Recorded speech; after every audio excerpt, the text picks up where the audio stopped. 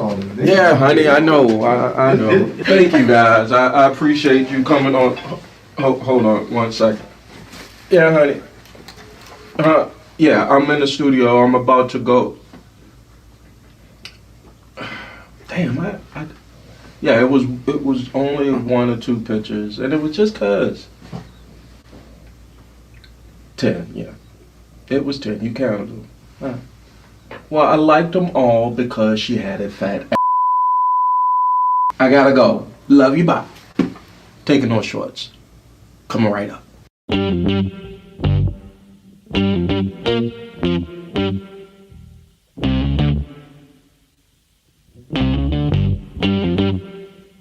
We talking about practice. Not a game. We talking about practice. Now I gotta talk, we all gotta be quiet. You're talking to the Rolex wearing, diamond ring wearing, kiss stealing, woo, wheeling dealing, limousine riding. I'm a man. I'm 40.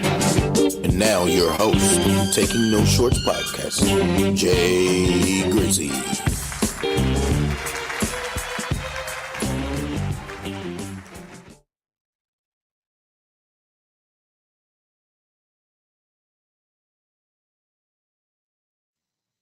That's how you do a proper introduction, ladies and gentlemen. Welcome to Taking No Shorts podcast. I am your host, Jay Grizzy Green. Exactly. A.K.A. The Great Grizzo. Exactly. A.K.A. The Great Grizzolini. Exactly. A.K.A.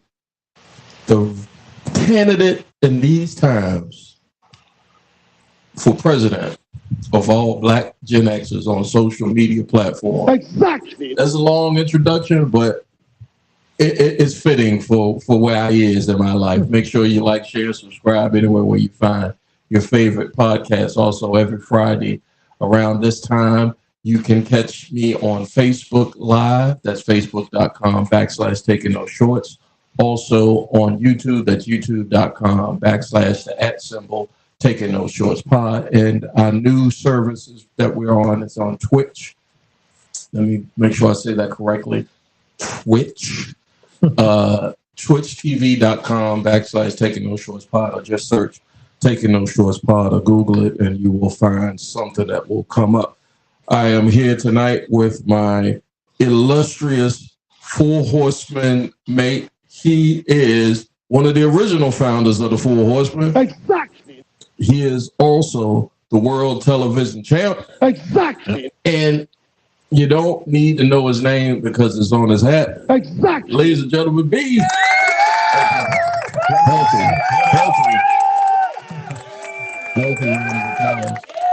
Yeah. What is going on, man? Hey, B. Did you want to tell? Look, hey, nothing. Well, I got a lot going on, as you can see. You know, I'm about to out you already. Do you want to talk about what you told me? What you told me pre-show? You want to? I got so much to get into, guys, but you know, sometimes, of course, if especially for podcasters or content creators, a lot of stuff happens on the opposite side of the camera or before somebody hits record. Before somebody hits record, and I don't know, but BB having some strong takes, and he literally, that's why he's the co-host, because he don't take no shorts. But we'll just, that's the call. We'll tease it. Oh yeah, we'll tease it for now, and then we'll get into what I want. Time permits. Yeah, time permits. Oh, I'm sure now that I brought it up because it was just at the top of my head. That we'll get into it, but got a lot to get into tonight, and probably a short amount of time because I don't want to waste y'all Friday night. I mean, you could be anywhere in the world, but you chose to be. Yeah, you chose to be with me. Who said that? I don't know. That's a cold ass line, though. That's a cold ass line. But I wanted to first get into something that I've been wanting to talk about. I was initially this was supposed to be just a one man pod tonight because for whatever reason, communication wise, we all got mixed up. So B is here, and so I'm curious to know what B's take is. So I'm gonna go ahead and do my spiel, and then I'll let you get your take in. But you see it scrolling across the. Why does everything got to be a conspiracy? Why? Why does everything? Why do people? Some, not all, and I'm trying. Trying to be fair. Yeah. Some people will go out of their way to make intricate falsehoods to entertain, to propagate, to mislead, to I don't know what. To this is what it is. A bullshit? A bullshit? Some people will go out of their way to do that. Yes. For clicks. For Just to get a rep. Just to get a rep. And I don't know, Brent, but if anybody didn't know, that's his real name. I call him B.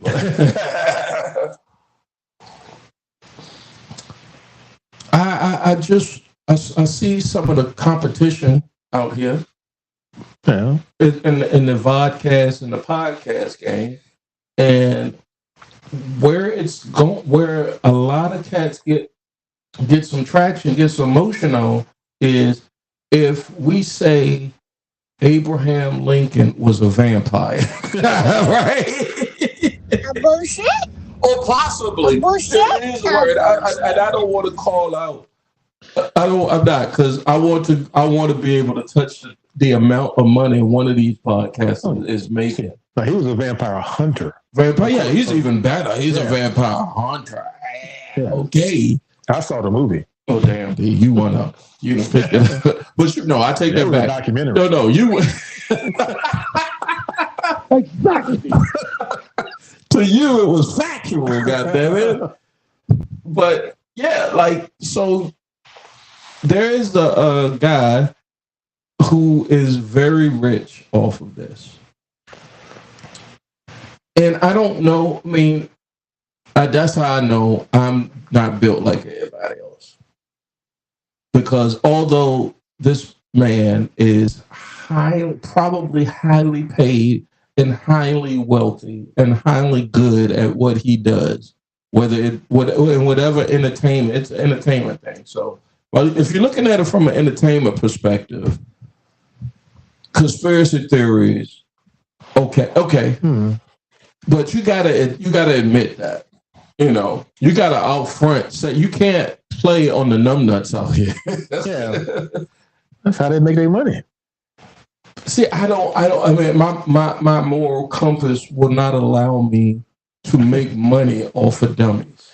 So you have one of those. Yeah, I just hope the world understands that people are willing to make money off of unintelligent people. Mm-hmm. Not to say that you can make more money off of intelligent people, but I won't take advantage of people who don't have that.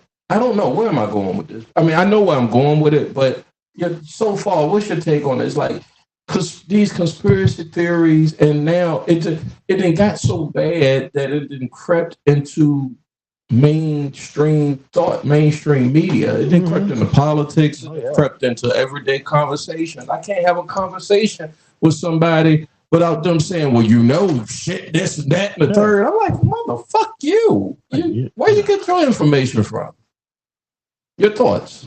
Well, people are dumb. We've always been dumb, and they hear something they like and kind of goes back with their beliefs, and they'll go with it, even in the face of all the facts laid out that they're wrong. They say, "Well, I still believe." They believe what they believe. Yeah. Like people still believe. But if just somebody give them some facts, and that's what I hit. Like flat earthers.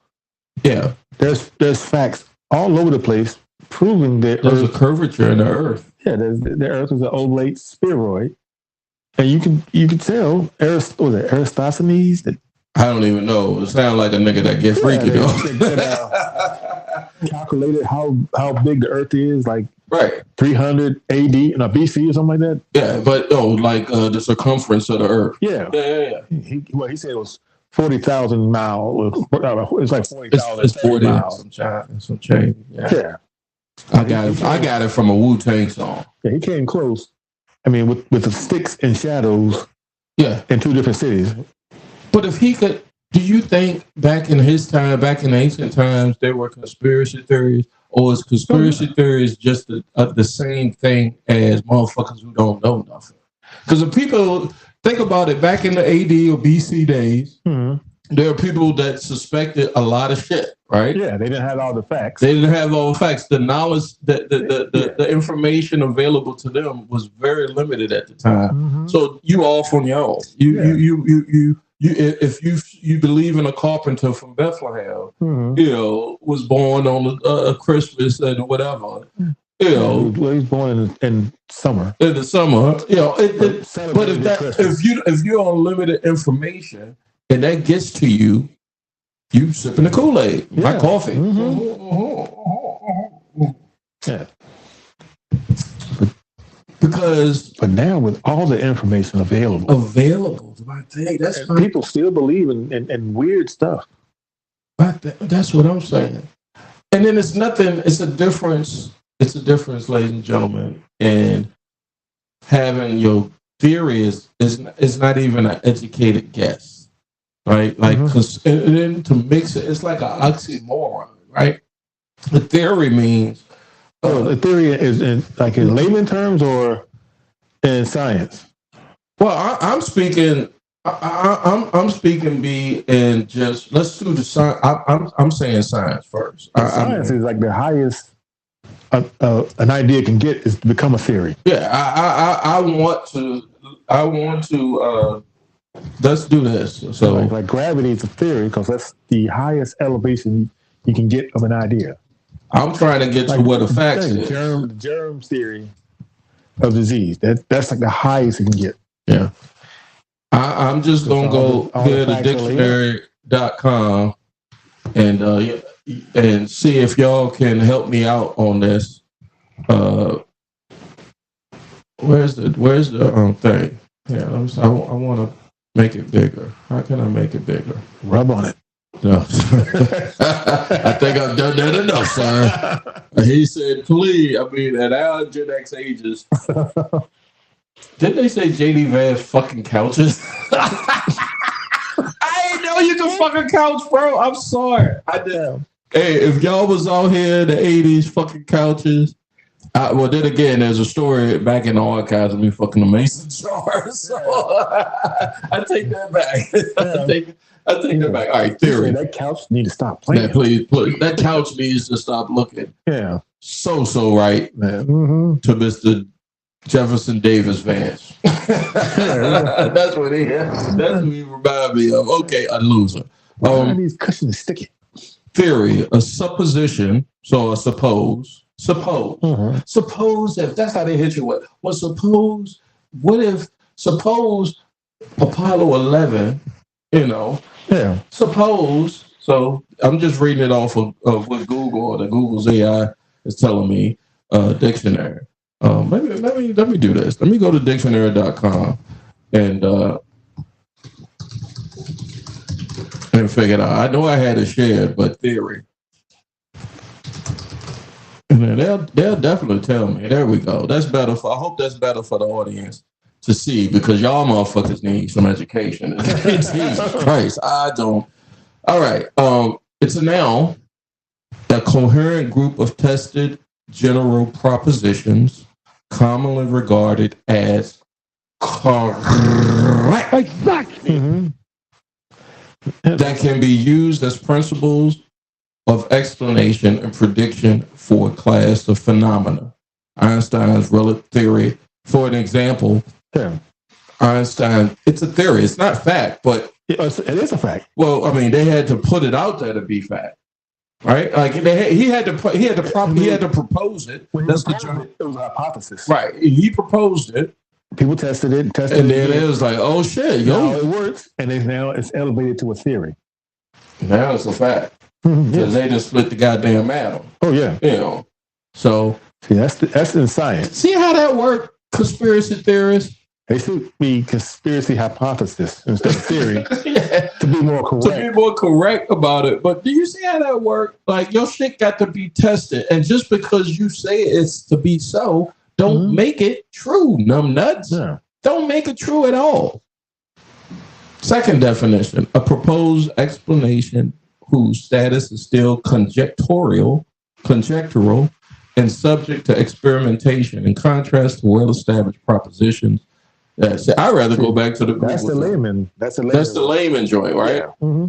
Yeah, I'd rather go back to the Google joint and say a supposition or a system of ideas intended to explain something, especially once. How the hell we get so many different definitions of what a theory is? People use it differently in different settings. So that's how misinformation gets spread. Because you could say, well, based on my theory of fucking goats, I know. Yeah, when they actually should have been saying my hypothesis. Yeah. But nobody's going to say that because that sounds weird. Based on my theory of fucking goats, I would I would have changed my name 45 times and make my name JD and fuck couch. Did you get caught fucking goats? And then somebody had I think that's how it happened. I think he got caught fucking a goat, allegedly. And then somebody held that over him. And they said, well, now all that stuff you said before, you got to backtrack it. Because we got a tape of you. I talked about this last week. What's that lodge up in California that they conspired? Oh, yeah. I forgot what it was. I got it. What is that? It's some conspiratorial super duper crazy initiation shit that happens out in the woods of California. I don't know what it's called. Somebody help me out on the internet. But it's like the Skull and Crossbones. Yeah. It's a secret shit. It's not really secret because people know. Many people know about it. But they caught him out there fucking a goat. And so one morning. One morning. Both of them were horny. Literally. Yeah. Exactly. And so now, he's on the ticket to be vice president of the United States because you switched up everything you said. Yep. The reason why I got on the conspiracy theorist thing was because I know someone. I take that back. I don't know someone. I met someone, and then I followed them through comedy.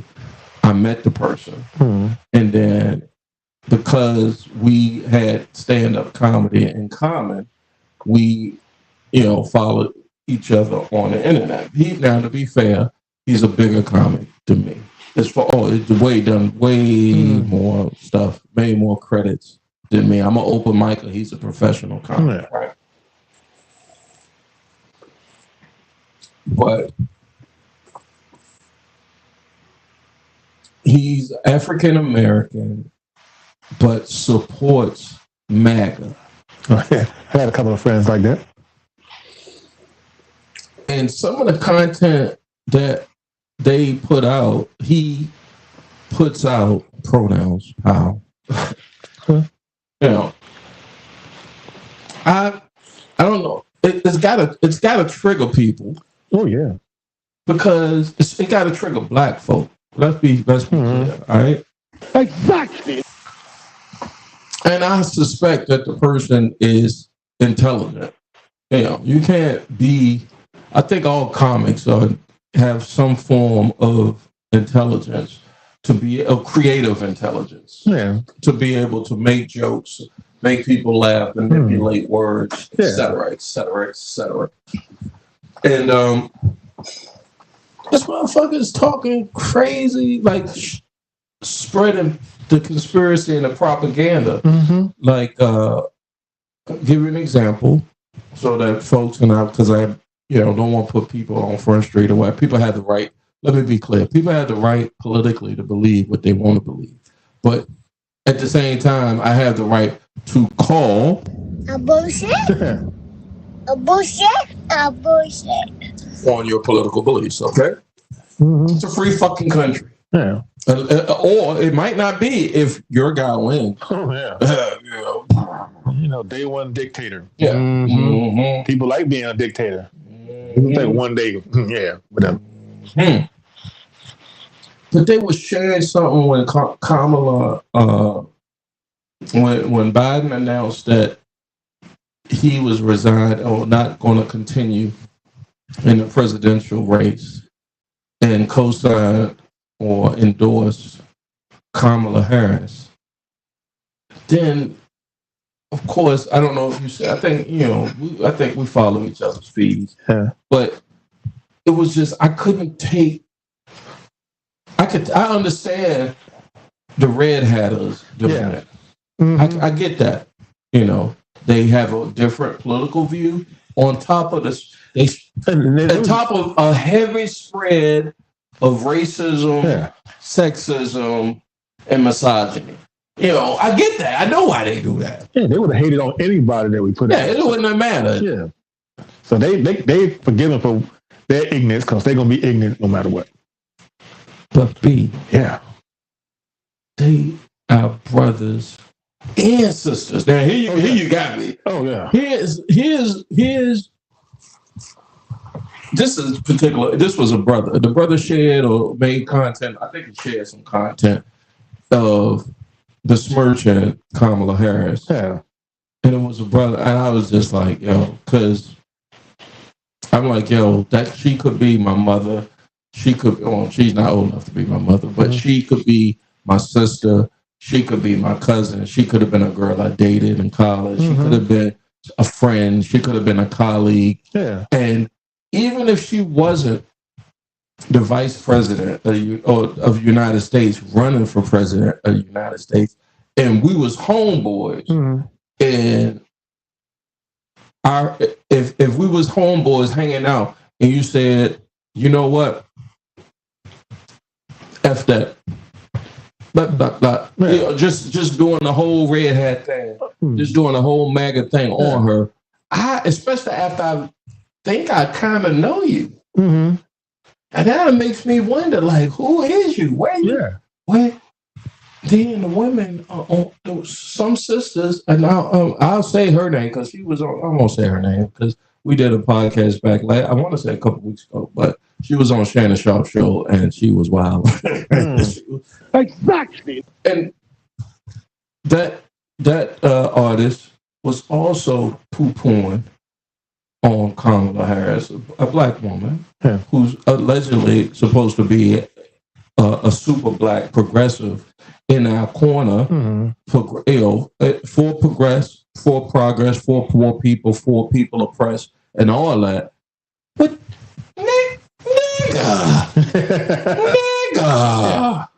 are you shitting me? You mean to tell me that you will either co-sign MAGA or you ain't got to co-sign MAGA, but you shit on somebody that might have to defeat MAGA, and you look like us. I don't understand when Kendrick say they not like us. I say, that nigga's tripping. Yeah. And what gets me is a lot of them have the same talking point, talking about how she had got all like locked up brothers, 2,000 guys locked up, and nigga, if you did the crime, you do the time. and then so it got me to look at the numbers. But there's a lot of cats out there. Yes, there's 2,000 cases that she was the attorney general for. She was the DA for it. She did not arrest any of them. No, other lawyers worked the cases. Yeah, these guys committed the crimes or were accused of committing the crimes. But the point is, 2,000 of how many got convicted? I mean, about 45. Yeah, but the point is, her name. She the head of the table, and her lawyers prosecuted those cats. So that's even worse. No, it's not. Because the police arrested them. Right. And then they take the case to the district attorney's office. Yeah. And then a lower level of public defender, probably from the district attorney's office, prosecutes the case. Or somebody that's new prosecutes the case. Yeah. So it ain't got nothing to do with her. No. You know, but for you to reach like that on top of everyone, I mean, that's my thing, is that you reach to find a reason to shit on somebody, going up against somebody who attempted a coup and is saying that he would be a dictator on day one. Yeah. I don't get that. Yeah. I don't get that. I don't get that. I don't get that. I don't get that. I don't get that. And I'm in my feelings about it on the internet and for the world, because I've never gotten our people shooting themselves in the foot. Yeah, I got in an online argument with a guy because I was kind of trolling him. Right. I gave him the numbers. I said, yeah, it was 2,000 cases, not 2,000 people locked up. And it was only at 45. I was like, how many white people did she send that she had cases with? You would be a good troller. I need you to be my troll. Yeah, he did not have any idea of 9 times out of 10, trolls, conspiracy theorists, and black MAGA are dumb as fucking rocks. Oh, yeah. Dumb as rocks. And they just want to, just like me doing a podcast and sitting here espousing my opinions and my thoughts. And some people might say, you think you know it all. Well, motherfucker. Yeah. I'm going to sit here and tell you, I don't know it all, but I can tell those black MAGA conservative Republicans, I know more than you. Okay? I do. I can tell if you was to be right here sitting in B seat or over there or out in the other studio, and let's have a conversation. I challenge a black conservative. Let me make a timestamp on this. Wait, look at times like Cliff Richardson says, "Fam, what's up?" Okay, we're gonna get Cliff's comment there.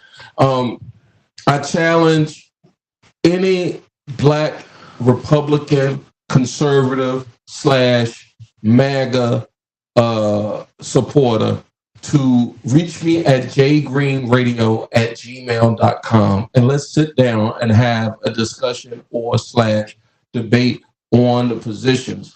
Or we can have it how you want it, my nigga. I mean, we can have it how you want it. But I'm gonna call all day on that. A bullshit. A bullshit. A bullshit. All day. Let's get to the comments. My guy, Cliff. Hey, look, if y'all don't, hey, Cliff. I'm telling you, Cliff is a brother that we make money together too. You know, so I appreciate you, Cliff. But I told him because he Plies, shout out to Plies. Exactly. You know, Plies had a social media thing saying, where all the black conservatives, where the black MAGA Republicans at? This is after he went. The red hat, orange looking motherfucker went to the goddamn NABJ, right? So Cliff shared the post. I had to get up in the comments and was like, Cliff, I'm fitting to go in on these motherfuckers tonight, yo. Because you got a white man with 3 sisters, even the second sister is a representative of Fox, right? Yeah. Right? And it's a whole bunch of intelligent, talented 10th motherfuckers in the audience. Yeah. They journalists, but they black. Yeah. So you invite this cat to come, and he accepts. I question the fact that that's a whole nother story. That why they invited him. You know, I don't have a problem with them inviting him. I have a problem. You can't platform that motherfucker. You can't give him a because he's crafty enough to know why he doing that. Yeah, but what gets me though, the show actually started an hour late because I saw it. He said, "Don't fact check me. Don't fact check me. Don't call me out on my bullshit. Don't fact check me live. A bullshit. Don't call me out on it. A bullshit. A bullshit. So but here's my thing. Would that be?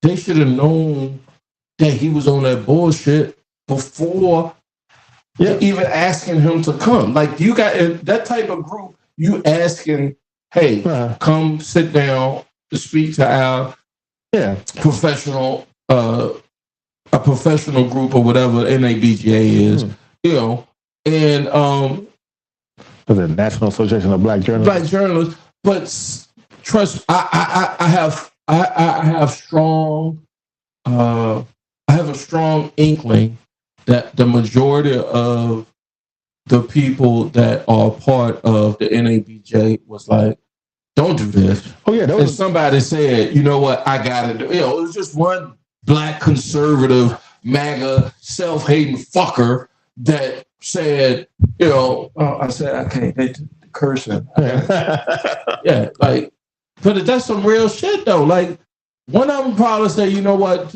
we got to be fair. Mm-hmm. And I don't mind them bringing him on. One of them. Yeah, I don't mind them bringing him. And they tried to hold his feet to the fire. He just lied about everything and took whatever question and answered it whatever way he wanted to. So let me ask you, black Republicans or black conservatives or black MAGA supporting mob, red hat wearers. Uncle Tom's, yes, let's give him that. Exactly. When you see your guy sit there and shit on three sisters that are well educated, definitely deserve to be in the places that they've been, and even one of them might be in his corner, but he came in there and said,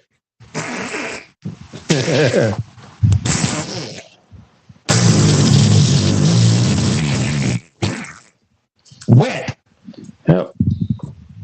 How you co-sign any of that as a black man? How you co-sign any of that? And you out here doing the work for him. Doing the work for him. And don't let the sisters off the hook either. No, we going there. We going there because this motherfucker, you know, Cliff said, Cliff, I wish you should have came. You could have came tonight. Cliff says fact, but yeah, like, how can you co-sign that? You ain't no since when did that guy come on the scene? Really, 2011. I remember him in 2010, 2011, before Barack Obama's second term. He came out with the birther shit, right? Mm-hmm. So that's how this cat come up on my radar with the bullshit, right? So I'm like, dang, we know. I mean, my homie Marcus J, because he grew up in the tri-state, he already knew what time this motherfucker was on. But okay, but I knew too, because I peeped game. So I'm like, fuck out of here. But now it's getting traction. CNN is putting this motherfucker on. He getting free pub and everything. Yeah. And so how you as a black man co-sign this after you see what he just did? They don't believe he did anything wrong. They are. You seen him? You listen. They are. I ain't block homeboy. Because I use what homeboy says as fuel for me and for this segment of the podcast, and put out some content to let the world know that not all black Americans think like that. Yeah. Okay? No. I'm not as gracious as you. There's this. Oh, well, come on. There's this guy on Instagram, and I like his channel. Turns out he is just, he's never came out publicly said anything about being for Trump, but all his posts recently, as a black guy, has been talking crap about Kamala Harris. Yeah, I don't get talking about how she stepped away through. Who did she sleep with? Name somebody. Put some names out there. It doesn't matter who she slept with. They don't ever have any facts. They just they throw out something and see what it sticks. Here's my thing with the sexism. Like, even if that, let's entertain dumb shit for a minute, right? Even if that's the case, so what you do, or what did your mama or daddy do? Like, what is if you're gonna hold somebody to that standard, then you're looking for shit. Yeah. And if you got to look for something to get somebody, we all are human beings. Yeah. failable, whatever the word is, born in the sin, whatever the philosophy is, but we all are capable of fucking up. Let's start there, okay? Exactly. And then sometimes not only are you capable, you do.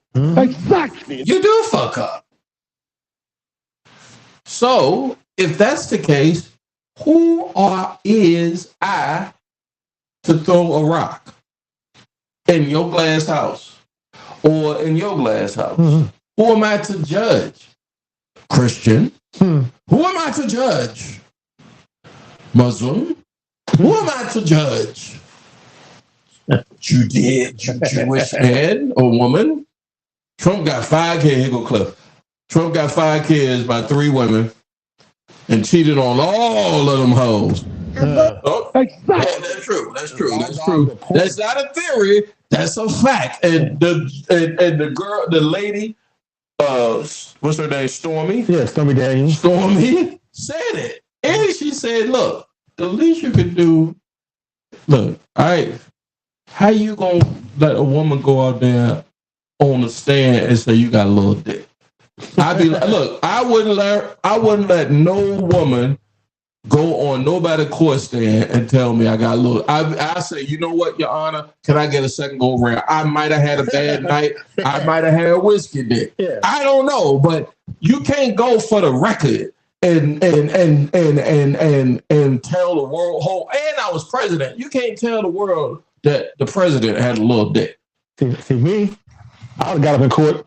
Right. Pulled my dick out, nigga. I would have. Laid it on the Bible. Yeah, I'd have put it right down Jesus' name and say, see what that do, bitch. Okay? Hey, look, can't even read the title no more.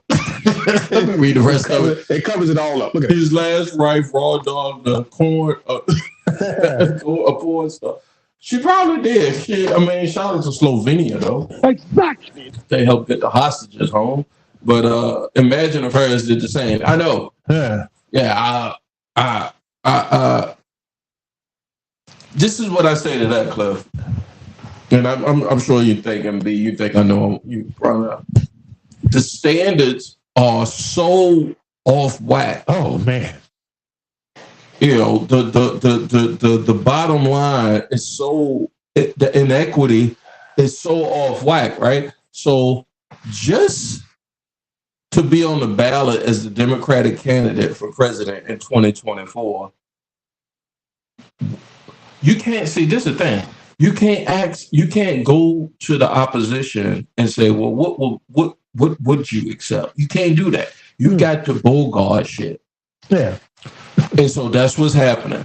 He said, you got a problem with me? Come see me. You got to bogart shit. And that's why Joe had to get the fuck up out of here. Yeah. Because he wasn't bogarting nothing. Yeah. He was like, he's an old school cat, granted, and he had his heart in the right place. Yeah. But nah, my G. It's a new day and time. It's a new day and time. I tell a lot of cats. I tell my dad, we ain't Big Mama and nah. I'll bring it down a little bit because I'm getting a little bit of air. You know what I'm saying? I'm getting a little bit of air. Because especially these black MAGA motherfuckers, they got me fucked. Oh yeah. I'm here. Trust me, when I go back and post credit and post edit this shit, I'm going to eat pause. I'm going to eat you fuckers alive. I am going to serve everything for you because y'all are the most. For what? You want a tax break? This nigga did what he did. He threw you a check, right? He threw a couple of checks, right? And who's paying for it? Everybody's paying for it. I'm paying for it. You paying for it. You know why? Because you paying for $4 a dozen of eggs, $3 a dozen of eggs. Ain't nobody know if you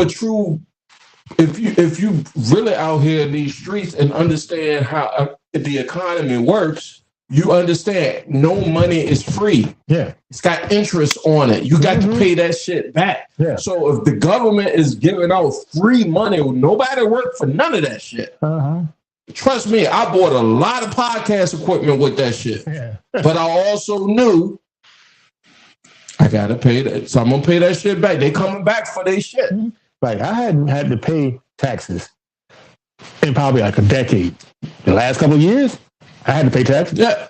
They coming for you. They coming for that shit. So they pray. The Republicans, MAGA, they prey on people who don't. Shout out to Steph B. Exactly. Low IQ. Low IQ voters, uneducated voters. I'm telling you, and I know it. They in my fucking social media like a motherfucker. But the thing is the ones that know better.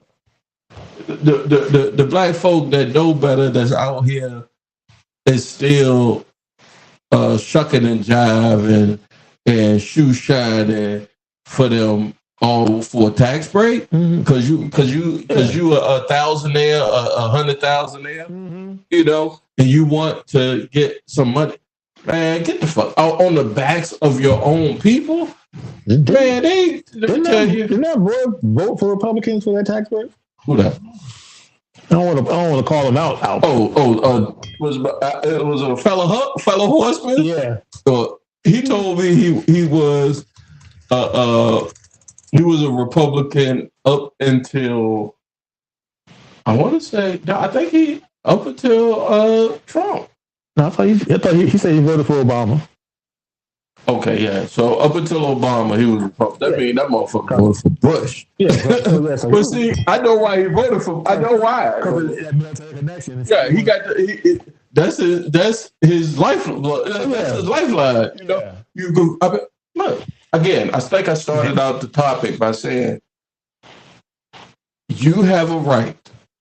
You have a right. Let's be fair. Let's be clear. Exactly. You got rights now. They trying to take them away. Yeah, you got a right to feel and say on the internet, on Twitter, X, on all social media platforms, on your own platform to say who you politically support, how you feel. It's yours. I'm not saying that that's wrong. All I'm saying is I got a retort to that. Mm-hmm. That's all I'm saying. My retort is fuck all of everything you think and believe is holy, black man and woman. Go ahead, B. Go on the black woman thing. Come on, B. No Vaseline. Yeah, no Vaseline. Go ahead, B. Like sisters out here hating on Kama. Yeah, they hating on her. Talking about she ain't black because she ain't never said she was black. She was an AKA in college. She went to an HBCU. How black can you be? Yeah. How black can you be? How black can you be? Huh. How Indian can you be? Yeah. You know, I don't get it. You know, and I don't. The only excuse, look, you know, I gotta give excuses for the ladies. No, I don't. I can understand why they mad because they believe the falsehood about her sending all these black men to prison, which did not happen. No, they ain't on her because that's the bitch that would have took their nigga. That was for real. Oh, yeah. No, I'm telling you, that's why they ain't. They like that. She thinks your boy was gone. Remember school days? She was not the jigaboo. The wannabe. Yeah. And so, if you was a jigaboo, and she chilling with the G5G. Yeah, she went to G5G, and that's all right. So this is a whole lot of black Gen X going on right now. If you don't know School Days, shout out to Spike Lee. Go watch School Days somewhere. It's out here. I want somebody to lick the part in my hair like she did. Yeah. Oh, brother Joe Mighty. Yeah, big brother Almighty. I had a whole boy, Big Joe. I always call Joe Big Brother Almighty. Steven from Django. I'm pulling them up. There that motherfucker go. I'm gonna let y'all see him right now. Oh, head to the stage. There you go. Here's what I think. About all you got there. Hold on. Let me.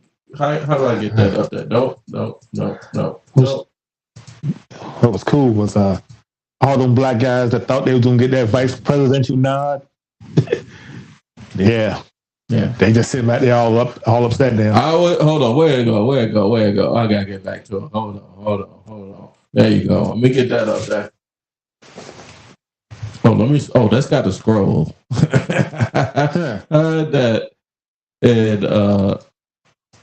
scroll that. This is what happens when it's real time. I'm gonna leave that up there for the break for you dirty sons of bitches ratting me out because I want to get free. And y'all co-signing. I can't believe you niggas. I can't. Yeah. I really can't. I do not understand it. And I want, to be fair, I want somebody to explain. Yeah, they don't ever explain. He was like, well, Look, I'm fair. Like, yeah, we open-minded. if you can come up with some policies that they want to push, some specifics, I'm open to listen. I'll listen to you before I listen to Jenny, who is I'm trying to think of the white liberal name. Give me a white liberal woman or man name. Oh, Karen. I was going to say Rachel Maddow. Yeah. Rachel Maddow, right? I'll listen to you before I listen to Rachel Maddow tell me why I should not be fucking with the red hats, right? But Rachel Maddow got more nuts than you. Probably had more women than most of these guys. Exactly. All right, we're gonna take our first break here. Taking No Shorts podcast. Let me get the stream all together. Yeah, we got a whole bunch going on. Make sure you like, share, and subscribe anywhere where you find your favorite podcast. Also, 8:45 p.m. CPT time every Friday. We stream live on these particular platforms. Facebook, that's at facebook.com/Taking No Shorts Pod. YouTube, that's youtube.com/the @ Taking No Shorts Pod. And Twitch TV, twitch.tv/Taking No Shorts Pod. This will come out later on during the week on all audio platforms where you get your favorite podcasts. For the YouTube, I have learned that I need to tell the audience to make sure you hit the notification bell so you can get updates on when all content on the channel comes out. And subscribe. I'm sorry? And subscribe. Oh, yeah. Well, please. Of course. Yeah, please subscribe. But and hit that notification bell. Thank you, Brent. Yes, sir. Exactly. We'll be right back, ladies and gentlemen.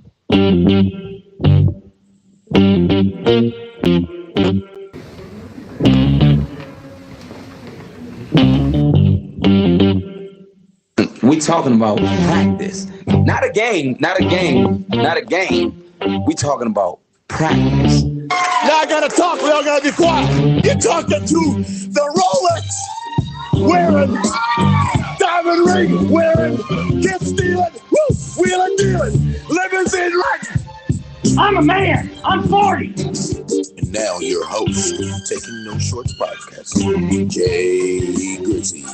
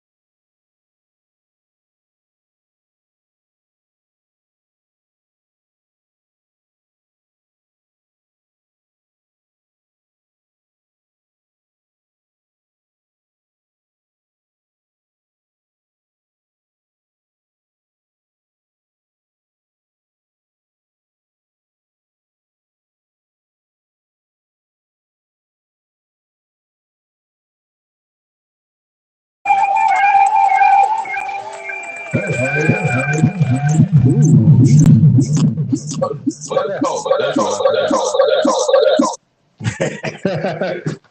been a while. And I forgot to cut off the drum. So yeah, when you get to this part of the podcast, ladies and gentlemen, And thinking out of yeah, you are a true listener, fan, however you want to call it.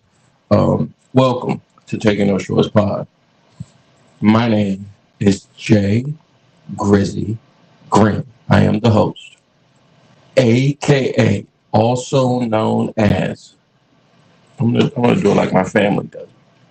Jay, also known as my first baby mama said J stood for Jackass of the Year. Okay? Exactly. AKA my wife calls me JJ. Exactly. AKA yeah.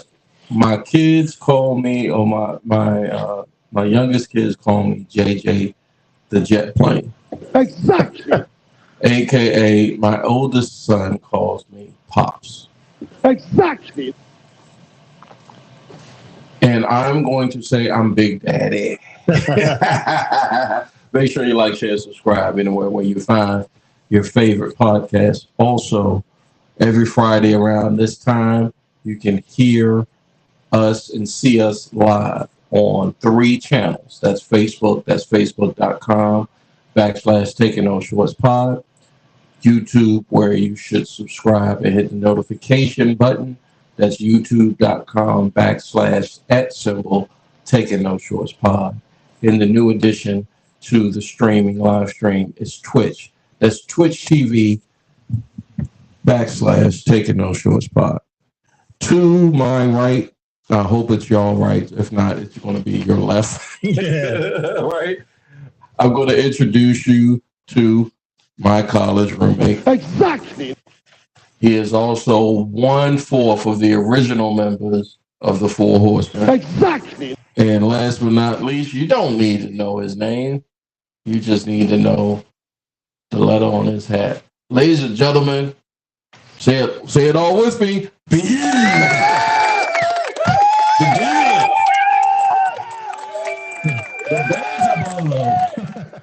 So you mentioned your kids. Uh-huh. Quick story. I did take my little girl to college. Yeah.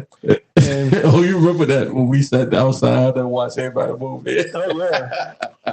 we came in early, got all our stuff set up, watched everybody in, helped them took their stuff to the room so we know what room they living in. Yeah. And got to meet the roommates. Yeah. You got look, I think that I told somebody my first week of college, I did not go to sleep.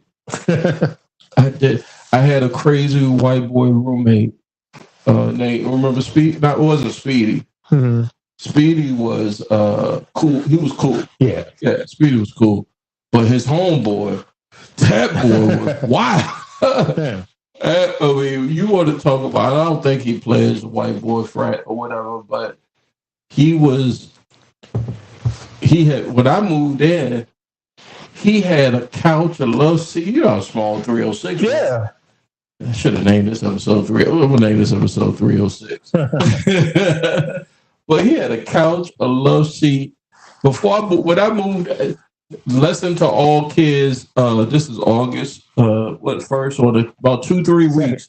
August 2nd, about 2-3 weeks, if not sooner. You're gonna go to college. You want to be the first motherfucker that. Oh yeah. Yeah, because if he get dibs on that shit. Yeah. You ain't gonna. You might as well tell your parents to take everything back home. Mm-hmm. Because that's how he did. I don't even know what homeboy's name was, but I think in a week's time, I think he smashed like he smashed like 6 or 7 Beckys, right? Mm. And I'm sitting there. I got a picture of my baby mom's on the desk, right? Mm. Our prom picture on the desk. Wow. Yeah, for real shit, my nigga. And I'm like, I mean, it was, and I was like, and it was like, and then I had a picture of my oldest son, Mikey, on my desk, you know.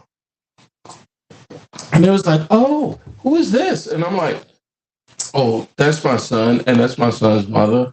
And it was like, oh, that's so nice, that's so cute. Meanwhile, he was over there like, he white boy, but he could have said, nigga, cut that shit out. Next thing you know, pictures come down. And I started beating around. I started beating some real horsemen. And next thing you know, I'm in a situation where I'm not going to... Smurf know who I'm talking about. And the wife know who I'm talking about. You might not know, but I had a situation where they was actually, when you sign into the dorm, you have to sign in, you have to get through security, you have to show some ID. And they literally was doing one of these things, passing ships in the night. And the name was already in the guest book. So when I get called out on it, I'm like, fuck you mean? Like, what are you talking about? She was like, nah. Smurf was like, yo, I tried my best. Shout out to Smurf, right? So Smurf did. He was like, I tried my best, my nigga, to keep it away. But she put her name in the book.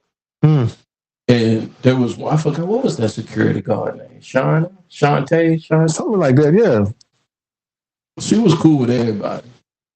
And she knew who was coming in there.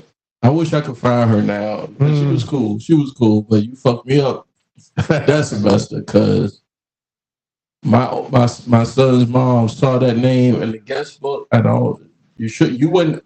I take this back, sister. You wouldn't have known who she was. She was, I was just a dumb 19-year-old trying to, fit in and be a four horseman because there was some Sahara going on. Oh yeah. When I picked my girl up, because a little bit, the thing ended around 1, but I didn't get there till like 2:00. Was that the dorm orientation? Yeah.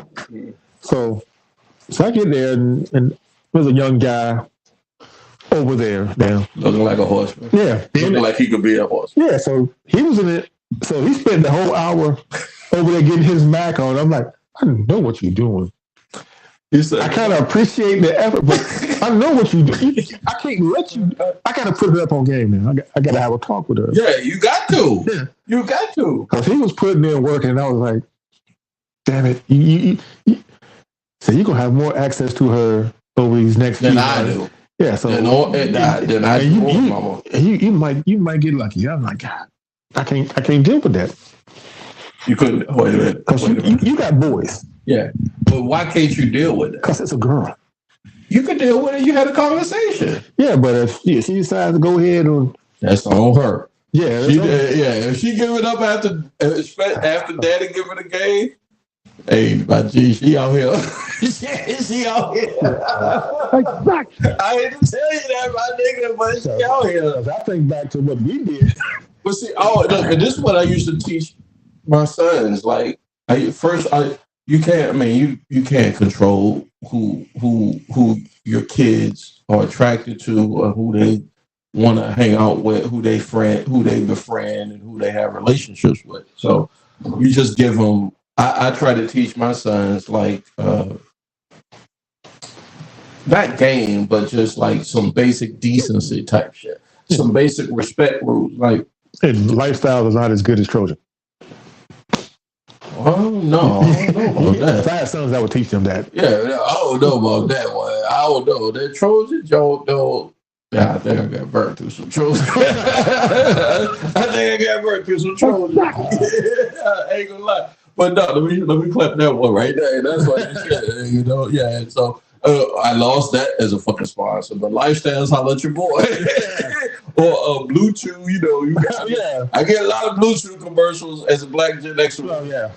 Look, don't let these motherfuckers convince y'all that y'all shit not working no more. I pause on all this I'm about to say, but y'all, they once I put it, I think I put it out there about a year ago. I got a little bit of echo, but it's okay. I put out about a year ago on the socials that I was getting inundated with those hair loss. What's the joint with Frank Thomas? You see this? Doug Flutie, all the old athletic motherfuckers, right? And she'll fuck you too. If you fuck with us, she'll fuck with you. You know what I'm saying? So I was just like, yo, stop that shit. Stop all that. Cause everything here so far, ain't no wood. Pause. Ain't no wood over here. But if I had some wood, I would knock on it. Everything so far. You still get wood though. Oh fuck yeah, my G. Like yeah, pause. Yeah. I mean, I'm saying like y'all in your marketing scheme, y'all need to go ahead and skip me. If I can opt out of any of that, I'm opting out. Right?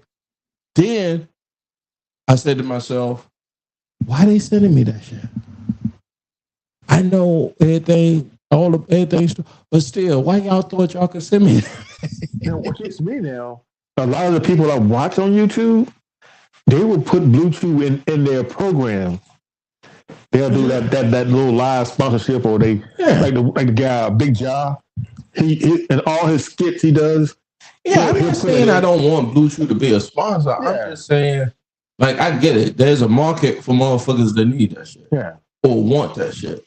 Because sometimes motherfuckers, that gas station shit will have you sweating and nothing. Just like if I have you fucking in the middle of the equator. Yeah.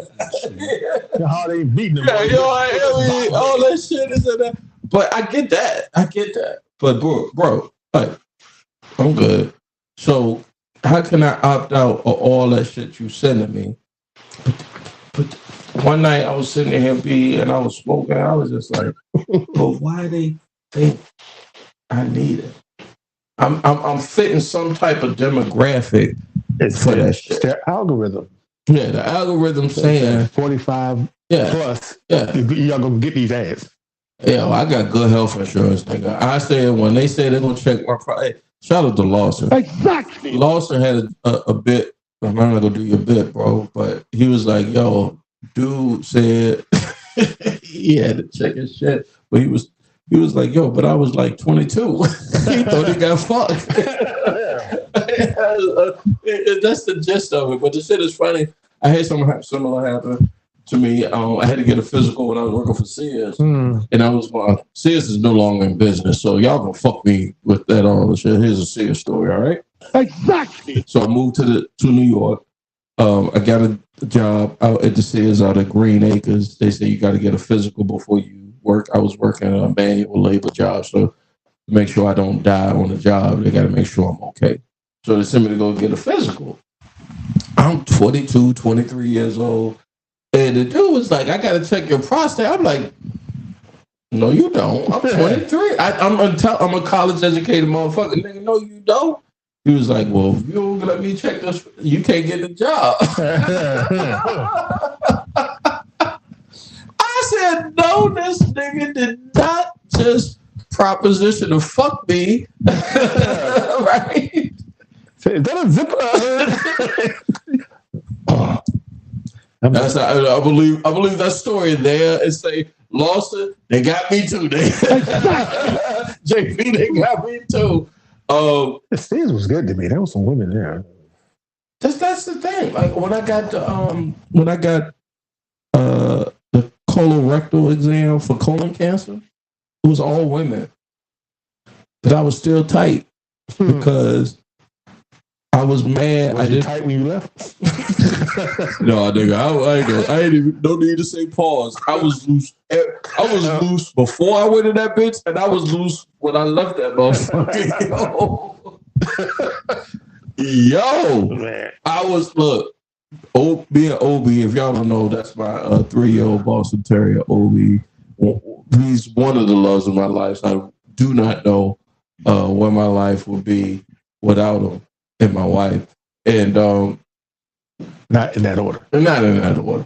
But me and Obi was down here, and they gave you, I don't know if you had to do this, but they gave me the big gallon jug of some solution. Oh, yeah, that solution that you gotta take to clean you out, right?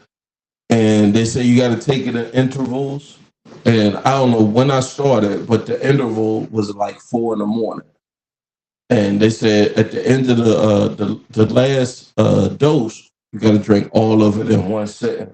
So I'm up at 4 a.m. I cut on some goddamn Sports Center. Damn, well, because sports ain't nobody watching Sports Center no more. I cut something on the TV, and me and Obi is on the couch down here in my office, and I'm like, I'm bucking this shit like Tangeray. Exactly. You know, Obi is like, I don't think you should do that, nigga. I was like, Obi, I got to do it because in about 4 or 5 hours, your mama gonna take me to a doctor, and they gonna find out ain't nothing left in me, nothing. And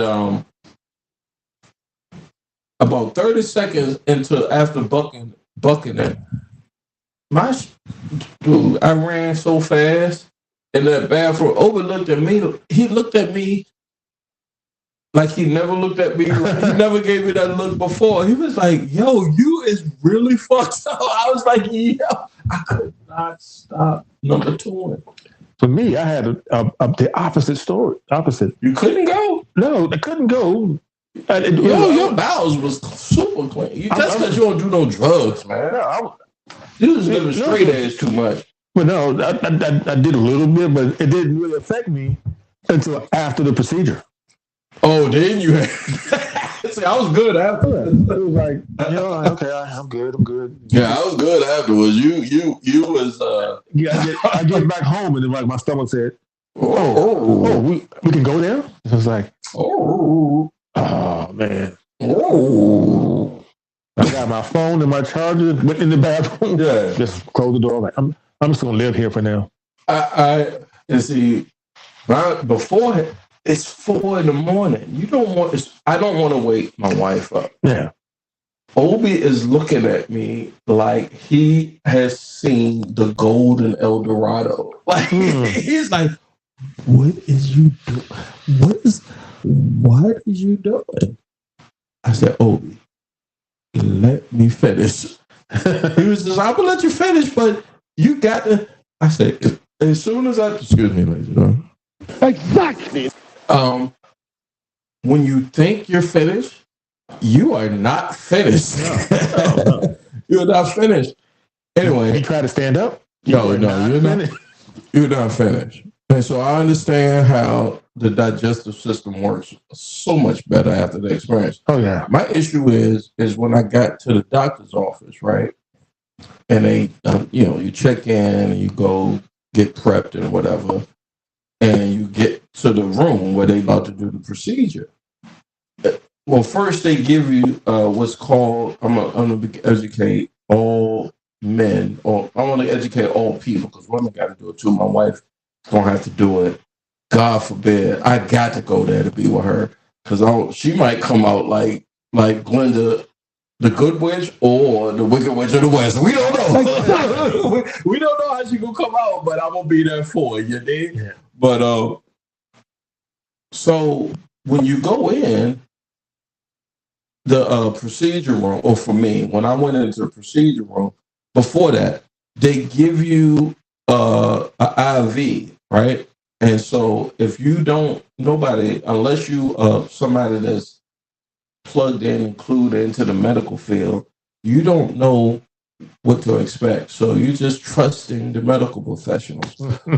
So they IV me, and I've had an IV before, but I've had it like for energy, like a Gatorade IV or something like a soda. Yeah. This was a thick milky looking substance. And because of the circumstances in my life before that circumstance, I asked them, I said, "What is that?" And they told me what it was. And I remembered, I say, Michael Jackson had that shit. Yeah, I said, I'll do it now. If you could give me $1 million, I couldn't come up with that name of that drug right now. Propofol. There you go. I would have came up with it for $1 million. Trust me. That you said it. But yeah, propofol. And she was like, "It's propofol," and I was like, immediately my spider senses was tingling like a motherfucker. I say, "That's what they killed Michael Jackson with. Nigga, y'all finna go about asshole with this?" Oh Lord! Next thing I know, boom, gone. I had a similar situation when I got my eye surgery. Yeah, I was just talking to the guy. Next thing you know, I'm being wheeled back from the surgery. I'm like, oh, all right. And then I didn't remember talking to the guy for the first time. The second time he came in, he said, "Hey, Bert, how you doing? How's your family?" And just like, "So your brother doing all right?" I'm like, "How do you know me? How do you know all this stuff about me?" That stuff he gave me, it just erased like the whole time. It I was was like there. the blinker in what's the Will Smith movie? Oh, With the Men in Black. The Men in Black shit happened. Yeah, he just took all that memory from me. All of it was gone right there. Yeah. Yep. And then my melanin started kicking in when they was wheeling me back to where I remember. And I was like, wait a minute, what happened? She said, we're good to go, Mr. Green. We'll set, your results are in your hand and your wife is outside waiting for you. I said, no, bitch, I wake up where I fell asleep at. You got me fucked up. Exactly. You got me all the way fucked up. How y'all gonna do me like that? That's what I said. Yeah. I asked the question. I said,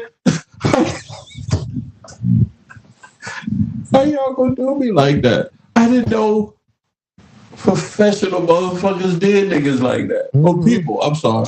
I'm just saying, like, I didn't know they did people like that. And my wife is literally, like, I literally was wheelchaired down the wheelchair ramp into my car. And my wife was like, we're going home, honey. And I was just like, wait a minute, hold the fucking phone. I woke up somewhere totally different than when I fall asleep tonight, whether it's in this office, whether it's upstairs in the bed with my woman, whether it's on my couch, whether it's in my goddamn front or backyard. When I wake up, I better wake up where the fuck I lay my head. Otherwise, somebody got to answer some questions. And these bitches did not. Exactly. These bitches said, have a great day, Mr. Green. Your results, and thank God my results. See, this is what I need to focus on. My results said everything was. I'm a man. I'm 40. Right. My results said I was good to go. But I won't focus on that. Yeah.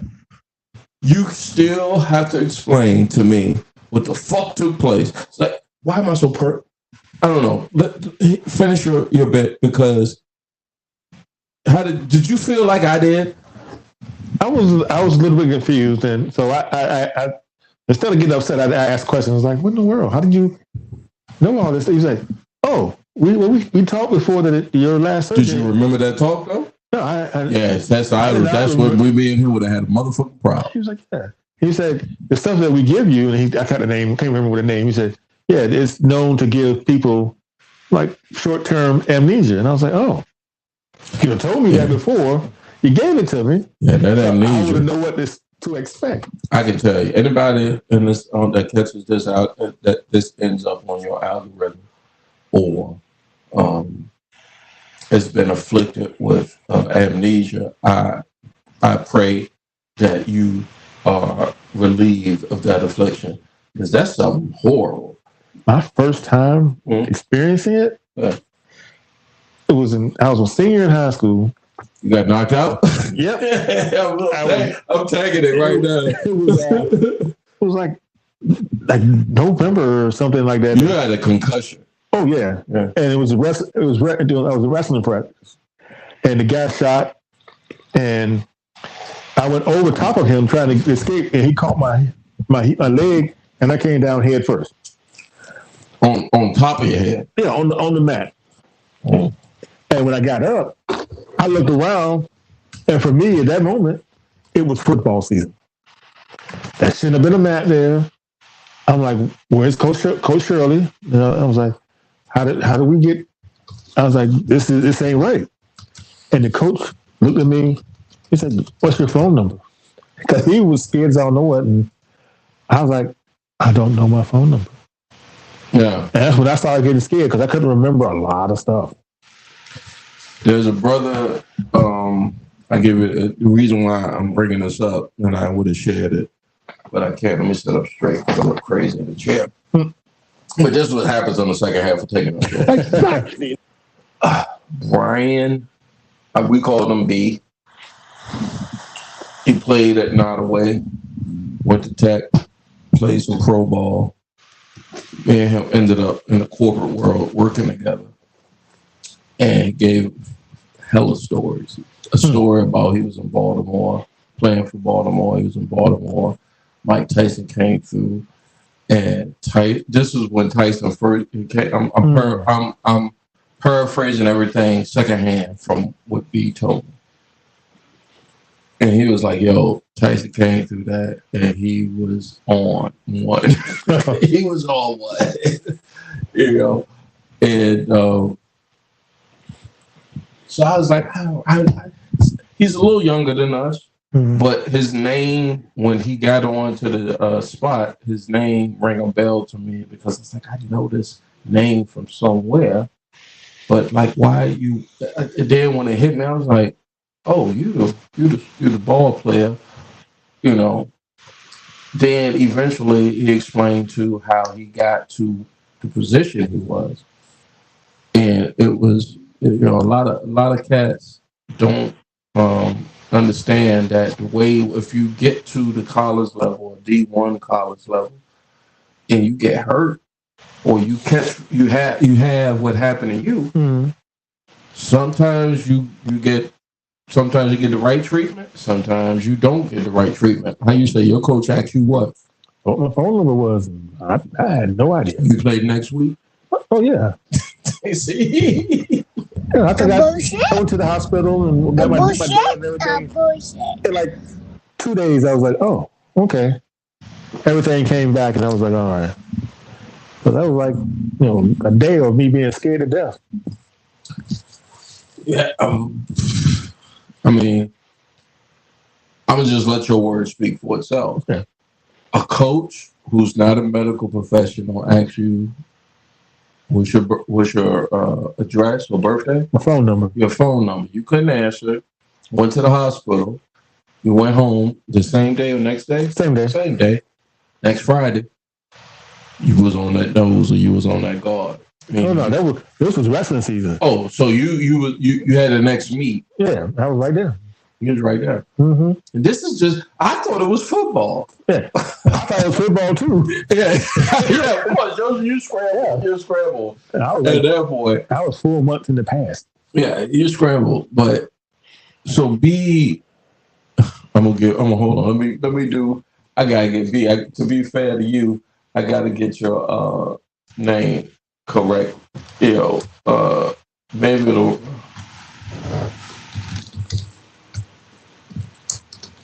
I'm gonna get it right together. B, if you want to segue.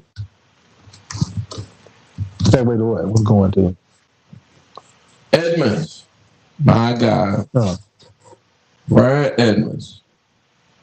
Real shit. All right, I found you, my Jew. My Jew. Yeah, man.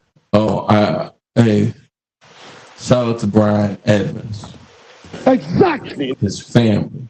Exactly. His loved ones. Exactly. A good black man. Exactly. Gen X? Gen X. Exactly. Gen Xer. Exactly. Black Gen Xers. Exactly. So B gives us the story about how he's in Baltimore and Mike Tyson come to the club. He was like, yo, he grabbing bitches by the face. And they let go. Right? They let him. Usually if you hear somebody, if you hear a man giving a story, if me and you talking, it's like, yo, B, I grabbed her by the face. Right? You're like, is his face? Really? He said nobody gave Mike Tyson, this is like 96, 97. Mike Tyson just came home out of prison. He was like, nobody said nothing to this man. Nobody was on that tip when Mike Tyson came through the club in Baltimore and was grabbing women. How Trump was rocking. Yeah. He was grabbing women by the hoo-ha. And Trump ain't no way near close to Tyson when he came home. So y'all can miss me with that tough guy bullshit. He ain't a tough guy. And if that is your tough guy, you soft. Yeah, you SAWT. Soft. Exactly. I wish I had that drop. But B say he played in the Sugar Bowl, or I want to say it's I think it was the Sugar Bowl. If it wasn't the Sugar Bowl, the Orange Bowl, and for Virginia Tech. On the kickoff team, not the return, kickoff team. And I think it said they played Florida or Florida State. Dude got to the edge. And this is in the early 90s, mid 90s, where they wasn't calling crackback blocks like they do now for y'all 30 years later. Like if you get a crackback block now, even in Pee Wee League, you never coming back. You're not even playing no more. No. You can't do that. You got to see the whole face. You got to see the numbers. You got to see all that. But back when B played, Sussex came to Richmond with 32 good old white boys. And I swear to God, they ran the same play. Yeah. And got up under my chin strap, and I said, I'm done. No. Oh, yeah. Ain't nobody gonna whip me like I'm a slave. You got me fucked up. I quit. I'd rather go out here and play in the band. I could be cool. I could be doing this. So yeah, B he was like, yo, and he said, yo, for real, I had a beeline, I had a tackle. Next thing I know, and just like that, they asking me questions, license plate. they putting the lights, they giving me smelling salts, all that. And I was like, what happened? Well, I mean, how did that happen? He was like, yo, for real, I had a whole concussion that game and played the whole game. Played the whole motherfucking game. I saw a guy get a block like that. He was running, and I was out in front. The running back was beside me, and the guy comes up, breaks down in front of me, and vanishes. All I saw was a blue streak, and it was clear. It was just green in front of me. And then I kind of get out the guy's way so he can run because he's faster than me. And I look back, and this guy's on the ground, face down, out cold. They rolling him over, trying to wake him up. And then we see the film. Oh, boy. He looked like a rag doll. He was out as soon as he got touched. Like with my G right there for the screen for my man. Oh. Exactly. Happy-go-lucky. Hey, B. We sitting in the cubicle, right? Hold on. Yeah. June 74th to March 2016. Yeah. Hey, He still with us? no, he gone. Oh. He left. Oh, that's his obituary. Yeah. So me and him sitting at work, and I'm giving him because me being a comedian, and honestly, Brian is a funny guy, funny guy, and we talking about R. Kelly. This is before shit happened, but we talking about how we get draws. So he's like, my mind. All of a sudden, imagine working in a corporate environment, and all of a sudden you hear, my mind's telling me no. Exactly. And he was like, he see me like, oh shit. He could have been a horseman, B. Oh. That man could have been a horseman. I lied to you not. So my mind's telling me no. This is before we knew what his mind was telling him, right? B might have knew what his mind was telling him. B was in those circles. B was like, Tyson is out here grabbing him by the face. Grabbing him by the whole neck out here. Yeah, dig. Anyway, he talks about the Sugar Bowl. He gets pause on the cock block, but he gets what's that kind of block called? What they got? Well, you catch him on the blind side. Oh, damn, you ain't smoke my weed. No, man, I'm just old. Anyway, he gets caught blindsided. I call it cock blocking. we call it a dirty play, right? But and he got concussed, but he played through the game. He went on to get drafted I want to say 7th round, but he I know he played for Carolina, and he might have played for other teams because once you get the injury bug put on you, especially in college, it's hard to beat that. But he beat that, and then he also played to run the ball here at RVA. Exactly. So in 2016, and before that, we end up working together. I didn't even ask him how he ended up here. Just how I knew he was a real nigga. This nigga came to the office. This was before weed was legal, right? Or medicinal was legal in Virginia.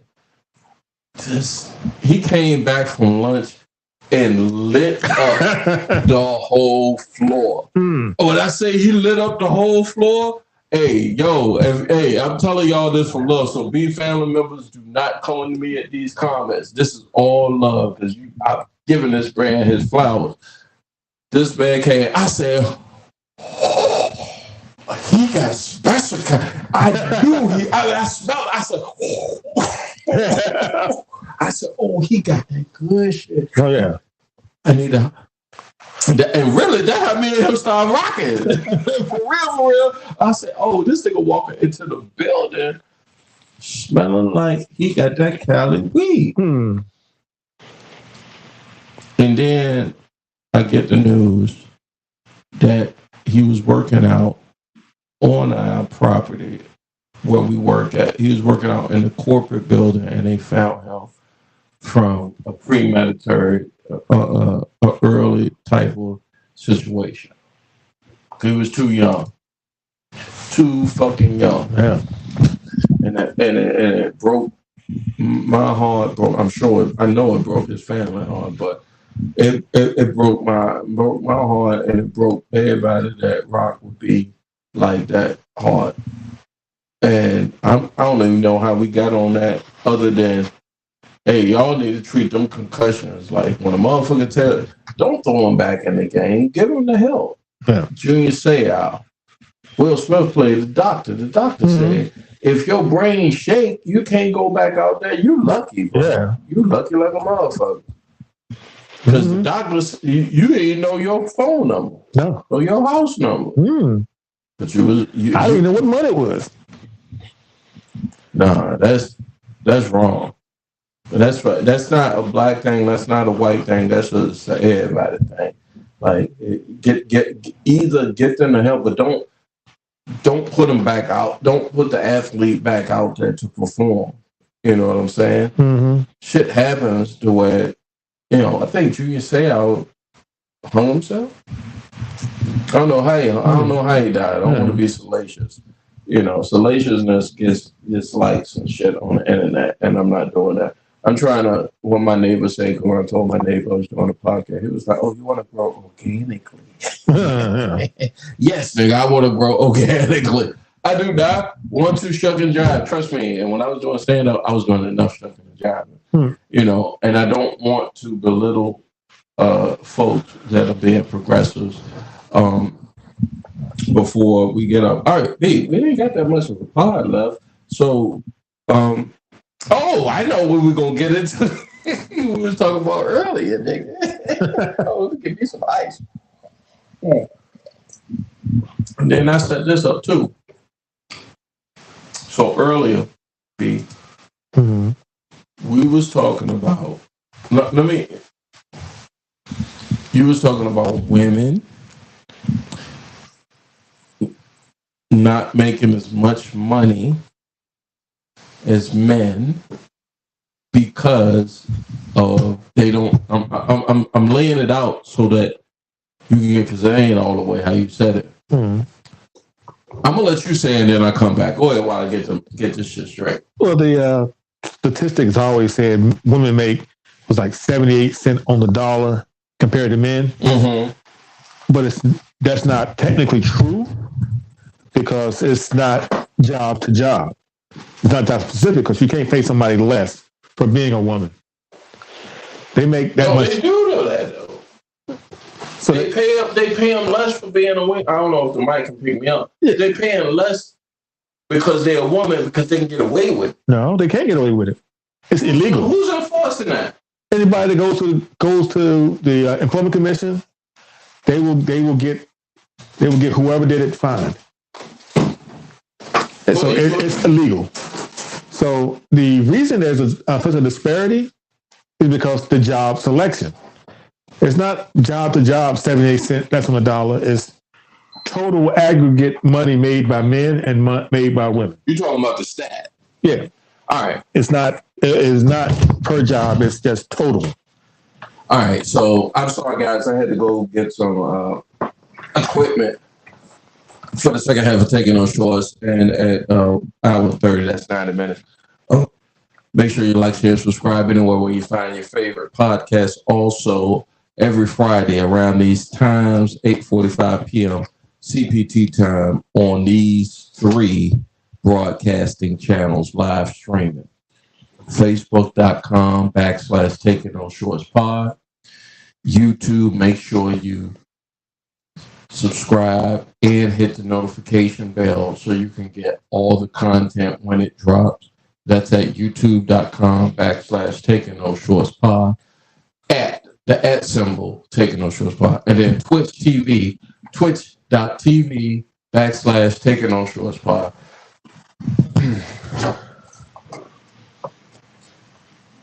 Right. Yeah. You're saying that women only get paid 85 cents on the dollar because they're not willing to take the jobs that men would take to get higher paid. They're not taking those higher paying jobs, and they are not working the amount of hours.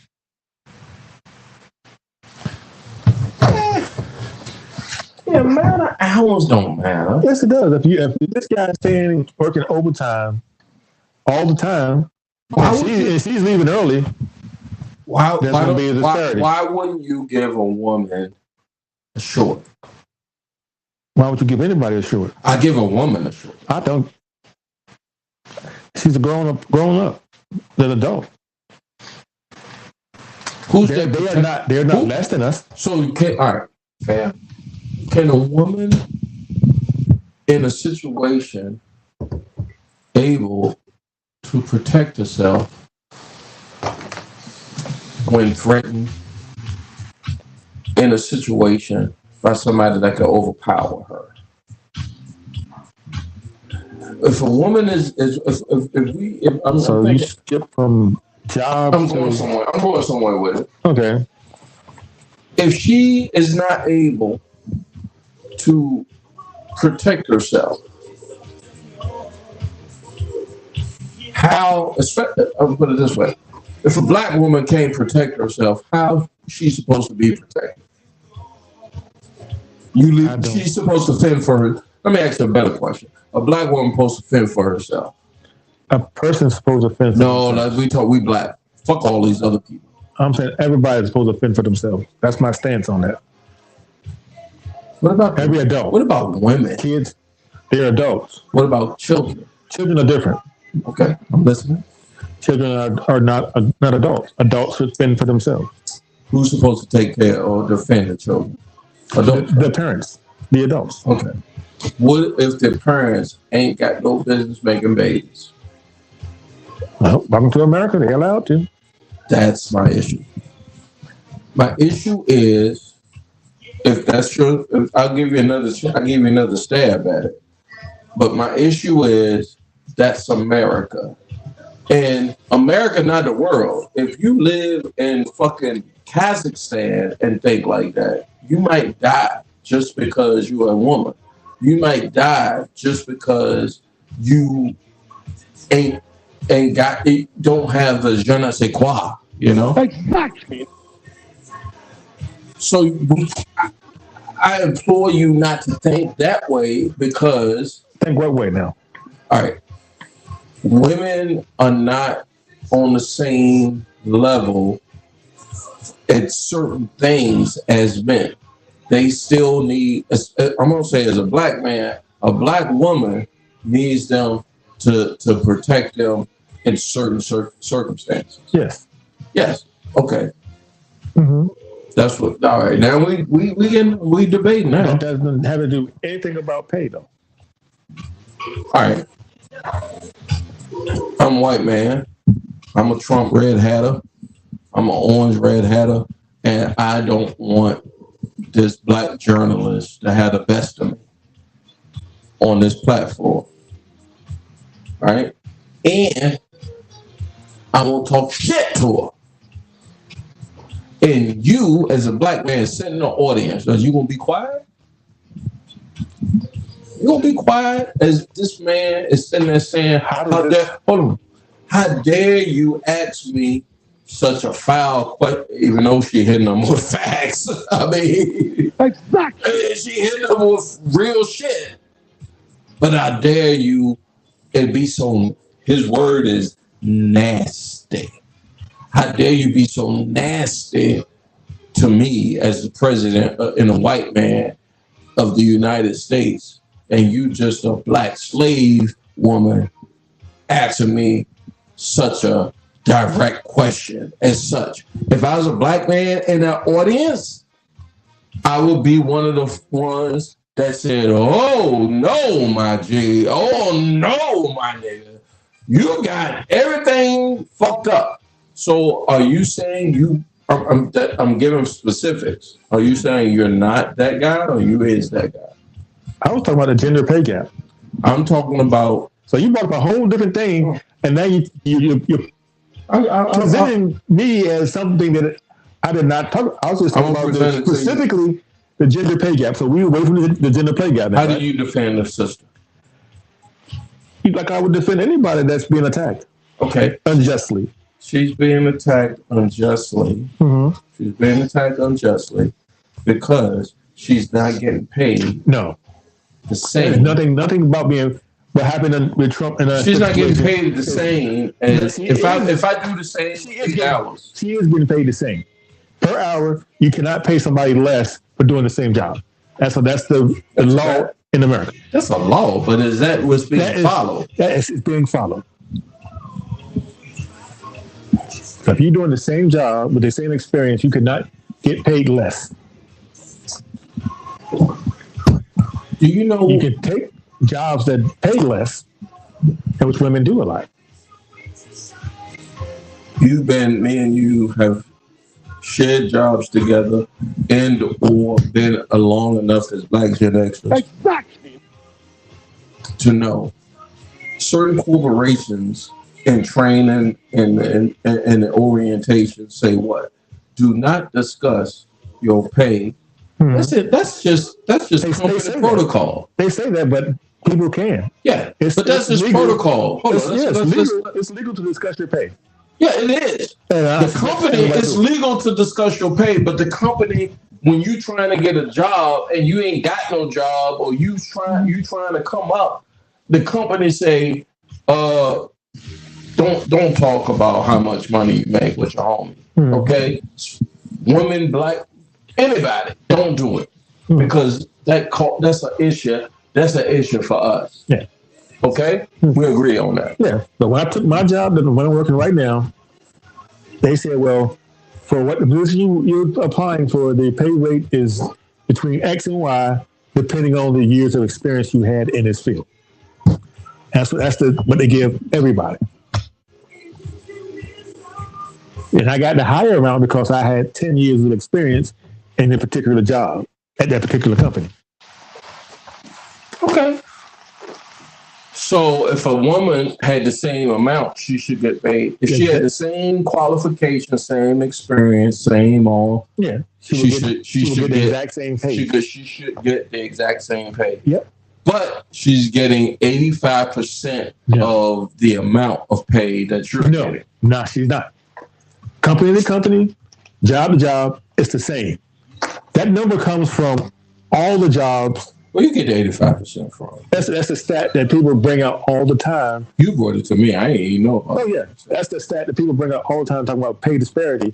And they don't go into the numbers.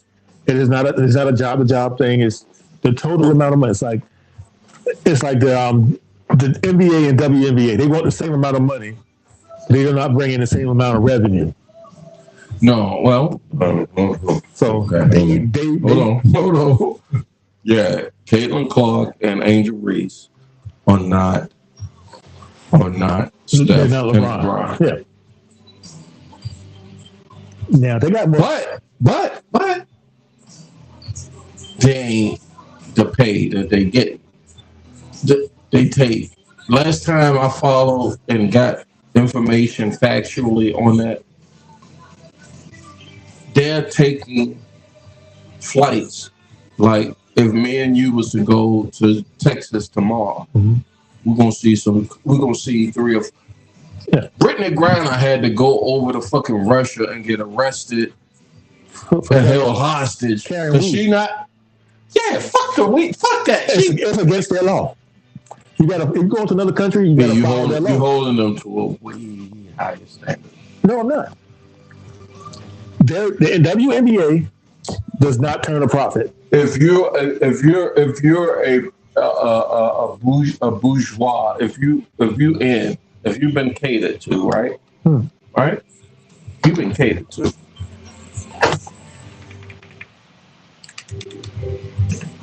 Now, like I said, the WNBA does not turn a profit. You're a star athlete and you've been catered to. Nobody told you from 13, 14 to 25, for 10 years, nobody told you stop. Or what you're doing is illegal. Or what you're doing if you go over there is illegal. You're a grown ass adult. Yeah, but nobody told you. Who has to tell you weed is not legal in most places in the world? I need that shit, especially if I'm going on a motherfucking plane. Exactly. I didn't even tell you. I need that shit. You can go to the airport with weed on you?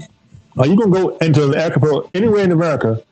No, if I'm leaving America, no.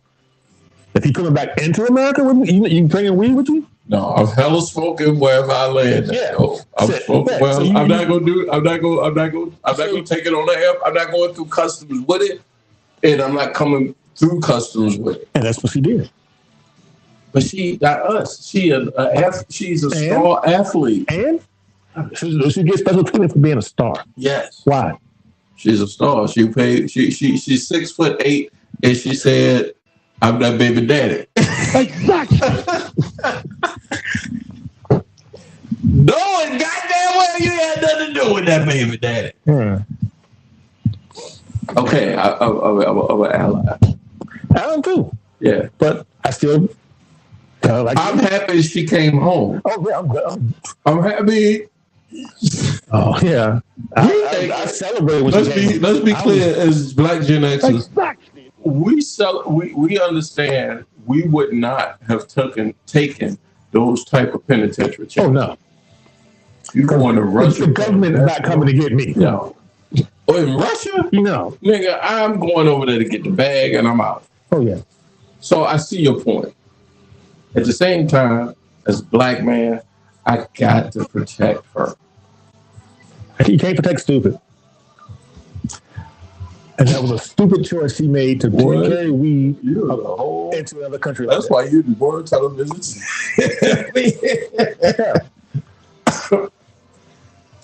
It was a choice she made, and she made the wrong one. And she got lucky. Oh, you know how lucky that is? Now that only 3 Americans came home yesterday, or day before yesterday. And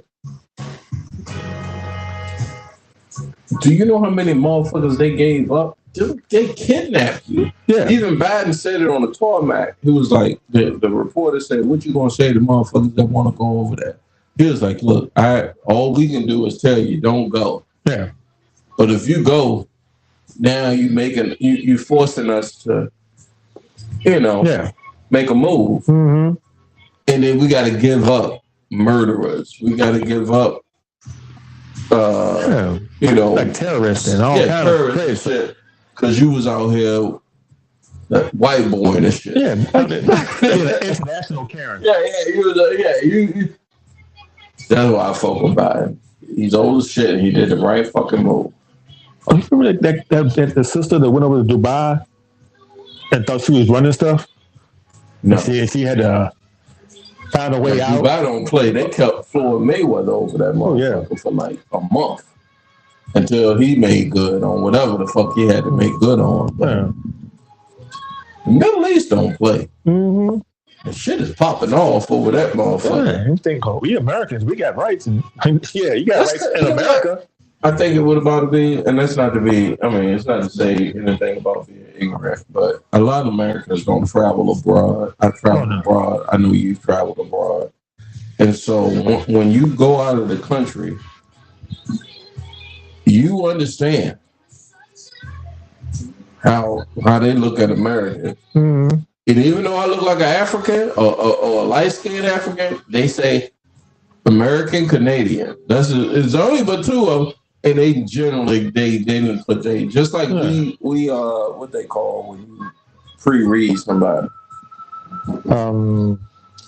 Yeah, they do that shit. Mm-hmm. And so I was just like, no, I'm not like. I'm not like all the other black Americans. I'm not like the Americans. I'm educated first because they cheated us out of education. You know, they told us we couldn't read. Oh yeah. You know, and then second, you know, I did my ancestry. I got a quarter. I'm a quarter white folk. I got a quarter Scandinavian and English in me. So I kind of feel what you're talking about. You dig? Exactly. Don't kill me. Don't judge me. You know. When I traveled last time I was in Jamaica. It was just seeing the things around, doing everything, and then I like to talk to the people that's actually working there. Yeah, like me too. It's like look. All these tourist spots from here. They got the McDonald's. Like, where you go to eat? Yeah. Where is the rice and peas? Tell me where the good food is. Where's the jollof rice at? Where's the, you know, where's the good plantains? No, I want to know this. Man, you got to do that. I was in St. Thomas, did that to this lady. She was like, "You see where all those white people are going? Don't go there. No. Don't go. So you go right. See that? Go right." She said, "See that the building of that street that goes right there, the alley? Don't do that. Go down there, and there's a place called Junior's on the next block." Shout out to Junior's in Brooklyn. Man, Flatbush in Atlanta. We turned down the alley, got down there, and it's like there's nobody here. I'm like, did we just get set up? You might have. Yeah, and it's like I'm down there. Chances you take, man. And then I peek around the corner and I see the sign that says Junior's. We go in there, and it's like they immediately know what are these Americans doing in here. They do. Because you look African, but they know you're not Jamaican. Yeah, because you're not West Indian. Yeah, that clothes just said American. Because the embassy, if shit hit the fan, I always told my kid, my middle son wants to travel the world. I say, yo, make sure you get your passport straight and know where the embassy at. Yeah. You know, at push coming. I mean, some of us are gonna be mad, but trust me, if you travel overseas, the first thing you're gonna want to know is what a goddamn U.S. embassy is. Yeah. And we went in at that restaurant. Everybody's staring at us, and they seated us, and she was like, "What do y'all want? What do you want to drink? We got so we do have some sodas here. We got like the Pepsi. Like I was like, what do y'all drink? What do y'all drink? Yeah." She said, it's not sweet like your American sodas. Good. Like, that's why I said. That's what I want. I said I came here to experience this place. That's why I asked where y'all go to eat. You was in Jamaica. Oh, this was in St. Thomas. St. Thomas. Okay. Yeah, he said, "Well, that's the U.S. version of it." Yeah. Still. And I said, "Yeah, this soda's kind of spicy. It's kind of like your ginger ale, but it's a little stronger." She gave you all the disclaimers so they don't come for. Man, it was so good. Yeah, man. We had conch ceviche, conch fritters. We had some plantain. Man, we was just sitting there pigging out. Well, it was good. It makes me think about how Americanized that we are. Yeah. Like I saw I do this at the back. If you got this from the broadcast, you know how Jay Grizzly gets down. Right, B? Yeah. Okay, thank you.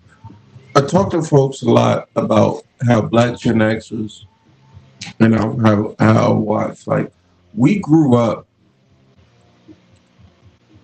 with the opportunity to be educated, to go to school with white folk, and at the same time, still have cast input to us or influence in us that experienced Jim Crow, that experienced civil rights era, segregation. No. So it's like the best of both worlds. Yeah, lynching. It's like the best of both worlds. Yeah. So we saw the promise of America, but we saw the shittery of America at the same time. And now we get to sit back and watch them try to erase all that history. I can't sit back and let you black bumbleclot motherfuckers sit here and knowing that you probably know as much as I do, and sit there and poo-poo on the first black female presidential candidate on the presidential ticket. And I think she's going to announce... Was Shirley Chisholm? Did she... No, I'll take that back. Hold on. Exactly. I stand corrected. I can't find the drop, but... That nigga stripped. Shirley Chisholm in our birth year, you was 72 too. Yeah. Our birth year, shout out to Shirley Chisholm. Exactly. Because she had the cojones to say, I want to be president. I know I ain't going to win in 1972. Yeah.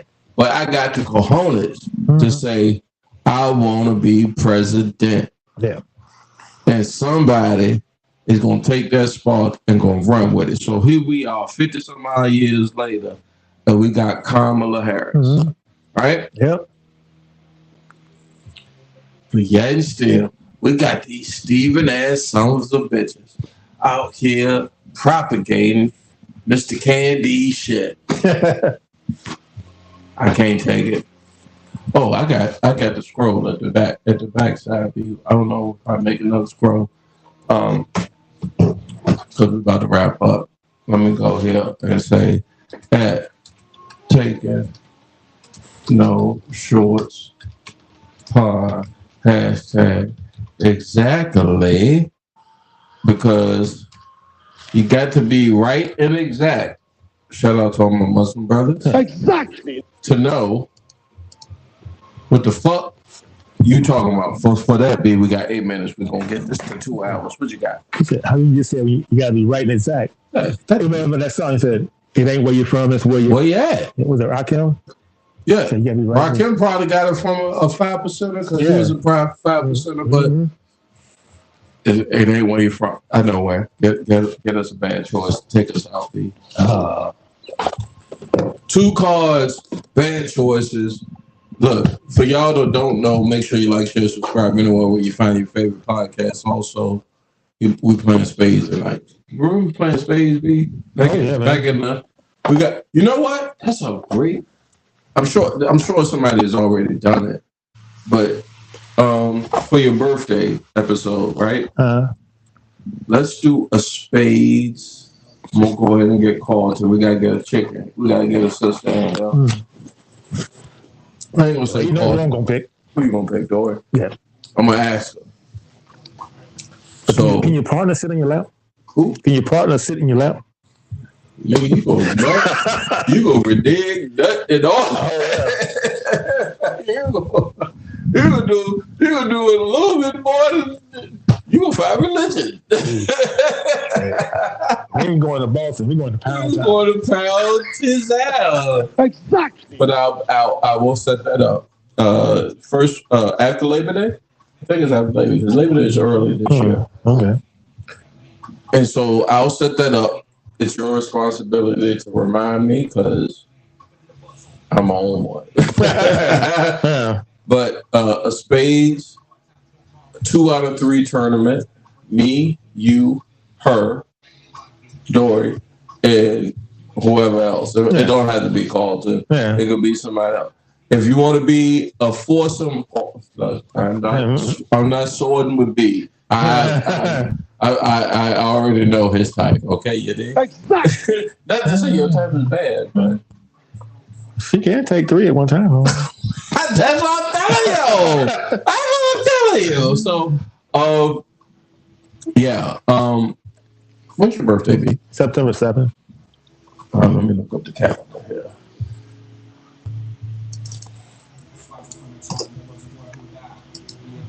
Did you get a couple? What? Oh, bad choice. Yeah, those are 2 I looked at right there. Okay, good. His other one was pick another card. Pick 2 more cards or something like that. There's some Uno shit. Yeah. All right.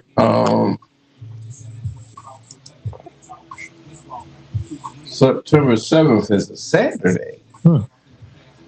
So you got options. I wouldn't. You got the 6th of September. I'm going to be on vacation that week, but I'll be here. It's called a staycation. And then you had the 13th, which is a Friday. And because I'm a believer, I don't want to do Friday 13th. So we got the 6th for the Spades live stream of me. I'm giving you, that's the only option. That's it. We can't do the 13th. I swear to God, if we did the 13th, I won't be there. Friday fucking 13th. Matter of fact, I'm taking that podcast off. Oh, wow. Yeah, I'll do a horror podcast because I like the fall. I do. I like the fall, early spring, and the fall for me. I can't do heat, and I definitely don't do that snow shit. Yeah. Like I definitely don't. All right. We got bad choices tonight here, Taking No Shorts podcast. I'm your host, Jay Grizzly Grand Kane. Mr. Leaving on Me on the Bone. Man, criminal, so good. Which one you want me to have? Oh, I just picked Where's the ones you want me to pick? Those are the 2? It's random ones. I just picked a stack out and just trying to see what was. No, I'm not doing that. What? He looked at them, motherfucker. I looked at these 2, yeah. Yeah. So those 2 you looked at, these are good. Yeah, these random. just random. Yeah. All right, I will take this one. You the host. You the co-host until September the 6th. So you go first, motherfucker. All right. No.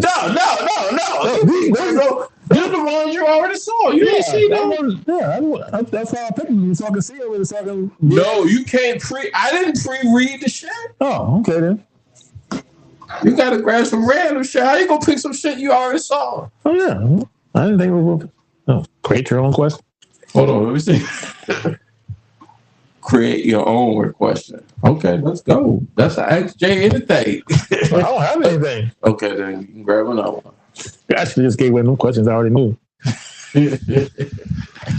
Is Joe? First of all, he picked these shits, so y'all don't tell me, Grizzly, y'all pick some crazy ass questions. Says, do you get paid too much for what you do?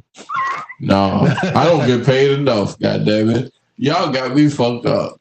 I do not get paid enough. There is a reason why I live the life I live. It's because, honestly, I mean, since you asked, right? For as much as asked or given, much is asked for. Like if you got knowledge of some shit, there is a value for that. Trust and believe. Trust and believe. If you know somebody else don't know, that's what I teach my son. If you on something somebody else don't know, I don't give a fuck who don't know, but it's somebody. You got value. Value. It's important to have value. If you know something that 800 million motherfuckers know, you have no value. I mean, let's be clear. Yeah. If I know Pythagorean theorem and everybody know Pythagorean theorem, I have no value. Yep. That's on some 10th grade geometry shit. For real, 'cause I got D in geometry. I bad at geometry and chemistry. Both of those subjects pissed. My mom was like, "You did your best." That's what mom's gonna say. But to me, I was like, "That's some bullshit." A bullshit? A bullshit? Those subjects is not all I'm strong in. And there was some hating assholes. I got straight A's and a C in English. And how do you feel about English? Yeah, I can speak it. Exactly. You want me to conjugate some verbs? Yeah. That's not as bad. That's not as bad. Even though I have written a couple of stories. Hold on. I don't think they could. Hold on. You cannot convince the world if English is not your thing or writing, or I would say, you cannot convince the world. Oh, yeah. I am not writing using strict grammar. Yeah, you on some other shit. Yeah, I'm writing like you would see Michael Clark Duncan doing the fucking the pixie shit. Yeah, Mike Bayes and stuff. Okay. Yeah, they don't follow grammatical rules strictly. You're on the limited audience. You can't make money with that. You could do it. You could be an artist with it. Yeah. You can't make money. Yeah, I never tended to make money or even get them published or anything. I just had these stories in my mind and I wrote them. Here's the thing. There's a couple cats that's out here that I rock with. It. I rock with motherfuckers that can make money doing their thing and what they rock and what they love, and they can find a way to make money at it. That's a very difficult thing. Yeah, it's a very, very, very difficult thing. That's why I think the internet jumped off, because people can be who they want to be, and they figured out, wow, I can make money doing this shit because ads are coming my way. Somebody's company is identifying what the fuck Taking No Shorts is saying. Even if I said fucks. You know, somebody is doing it at this stage of the pod. First half of the pod, we get hella sponsors.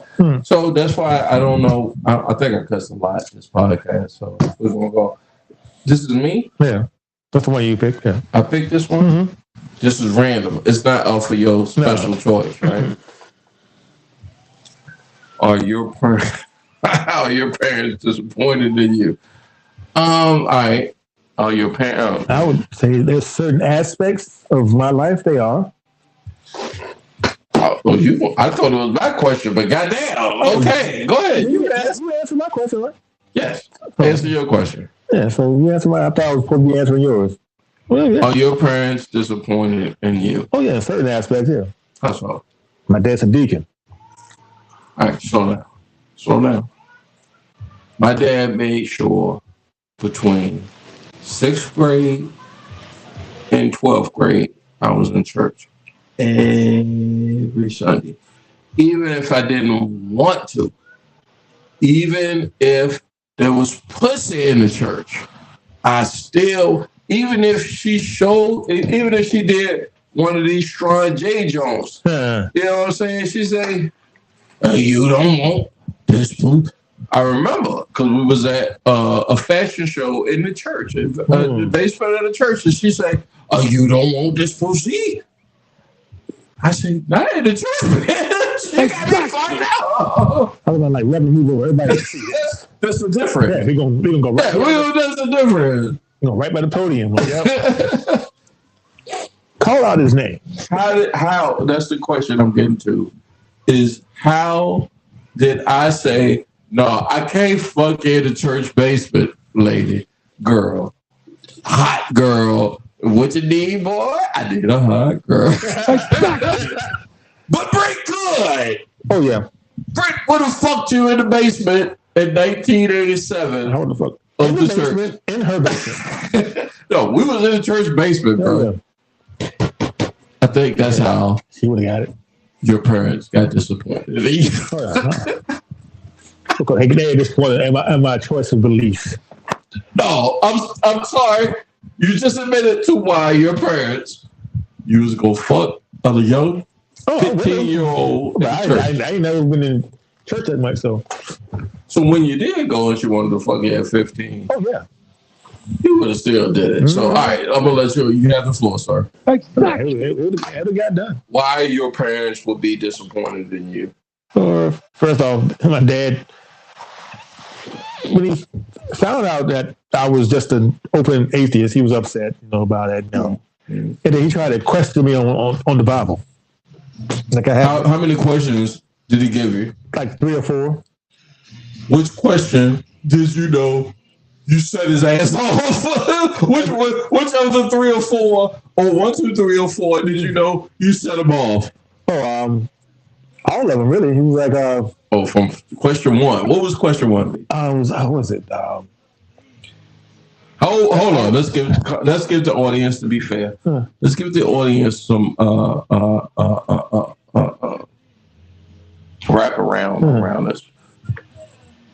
How old were you when you asked this question? It was like context. Let's give the audience context. I was like 21, 22. 21 or 22-year-old talking to his father about whether God is real. Yeah. All right. He said that. So, do you read the Bible? What does John 16 say? John 3:16. He lost me right there. I was like, Dad, that's not. I say, so he only gave his only begotten son. And I just rattled it off. He was like, oh. Excuse me. Is that the first question he hit you with? Yeah. Yeah, it's been with John 3:16. I know what it was. I was like, yeah. How was your dad when this happened? Maybe because I had kids. Like 45. Yeah, it's a generation thing. Because I had a kid, bro. Get you. I had a child, and I had my oldest son when I was 17 years old.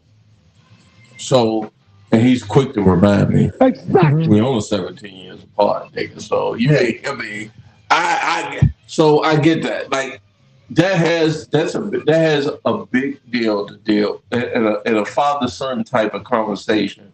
That has a lot to do with it. So I'm looking at it from those eyes. Like my first child at 17, I'm not gonna say what B dad say, but B dad said what?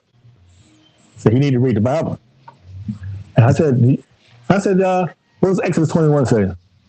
He said, I don't know what that's 21. I said, I know what it says. You need to read the Bible.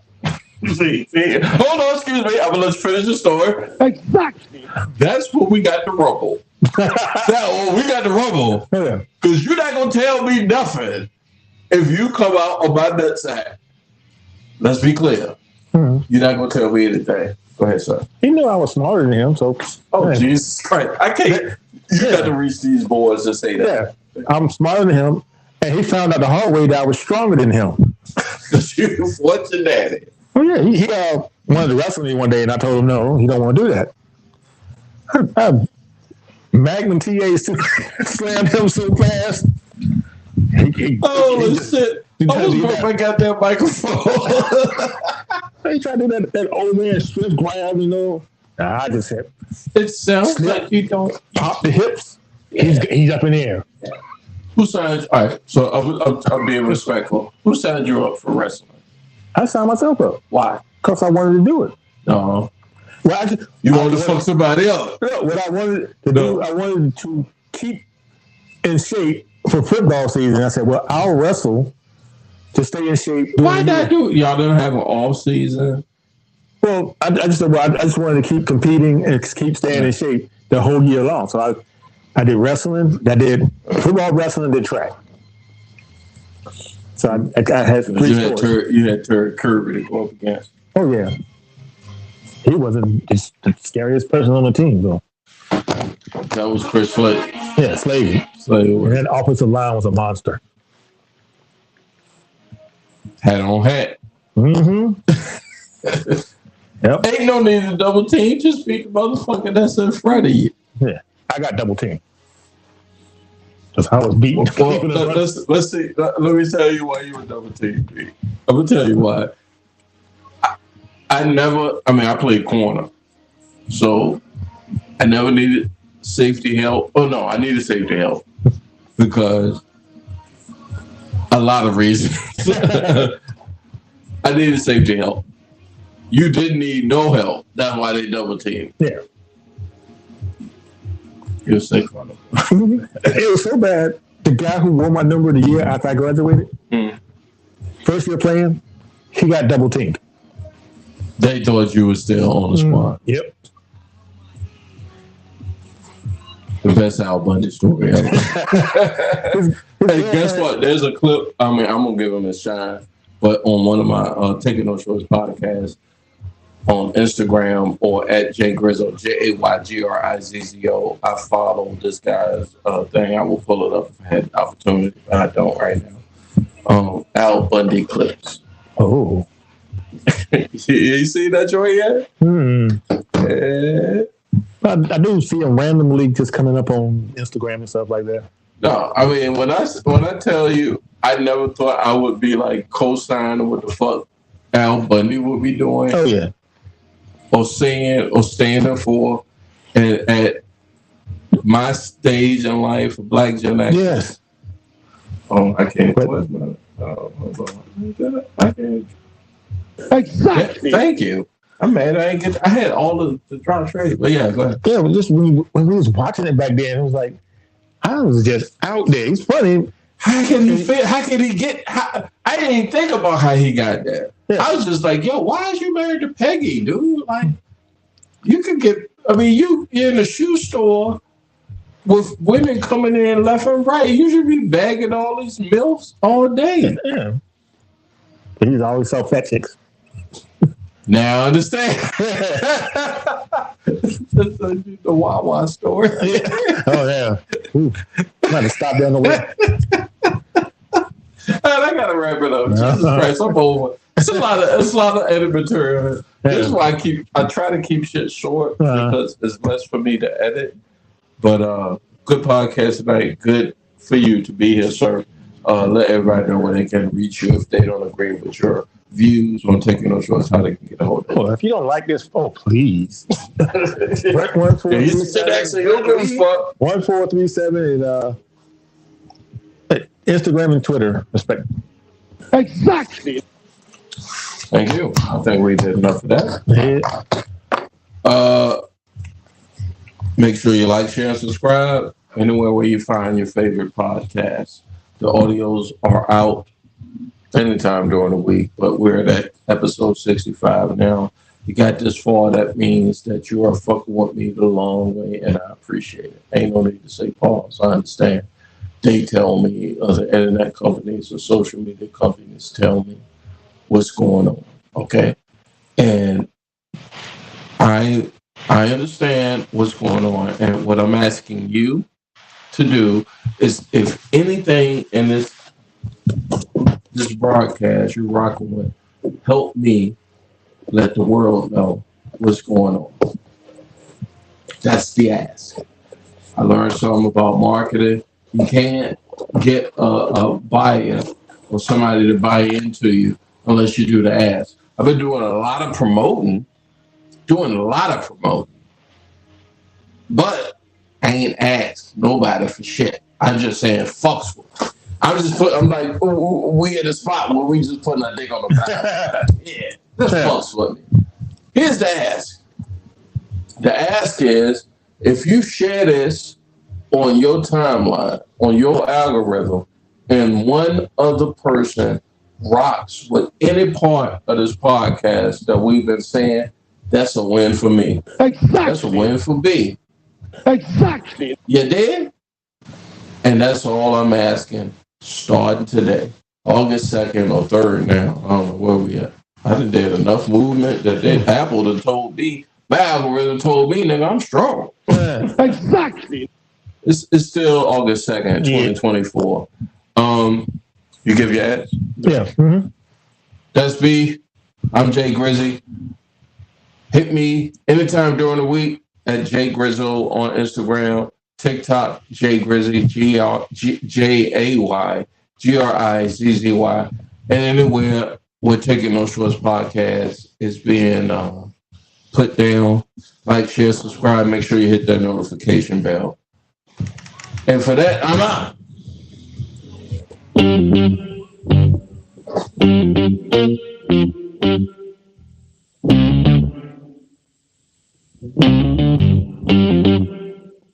We talking about practice. Not a game, not a game, not a game.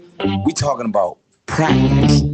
Now I gotta talk, we all gotta be quiet. You're talking to the Rolex wearing, diamond ring wearing, kid stealing, woo, wheeling dealing, living in life. I'm a man. I'm 40. And now your host, Taking No Shorts Podcast, Jay Grizzy.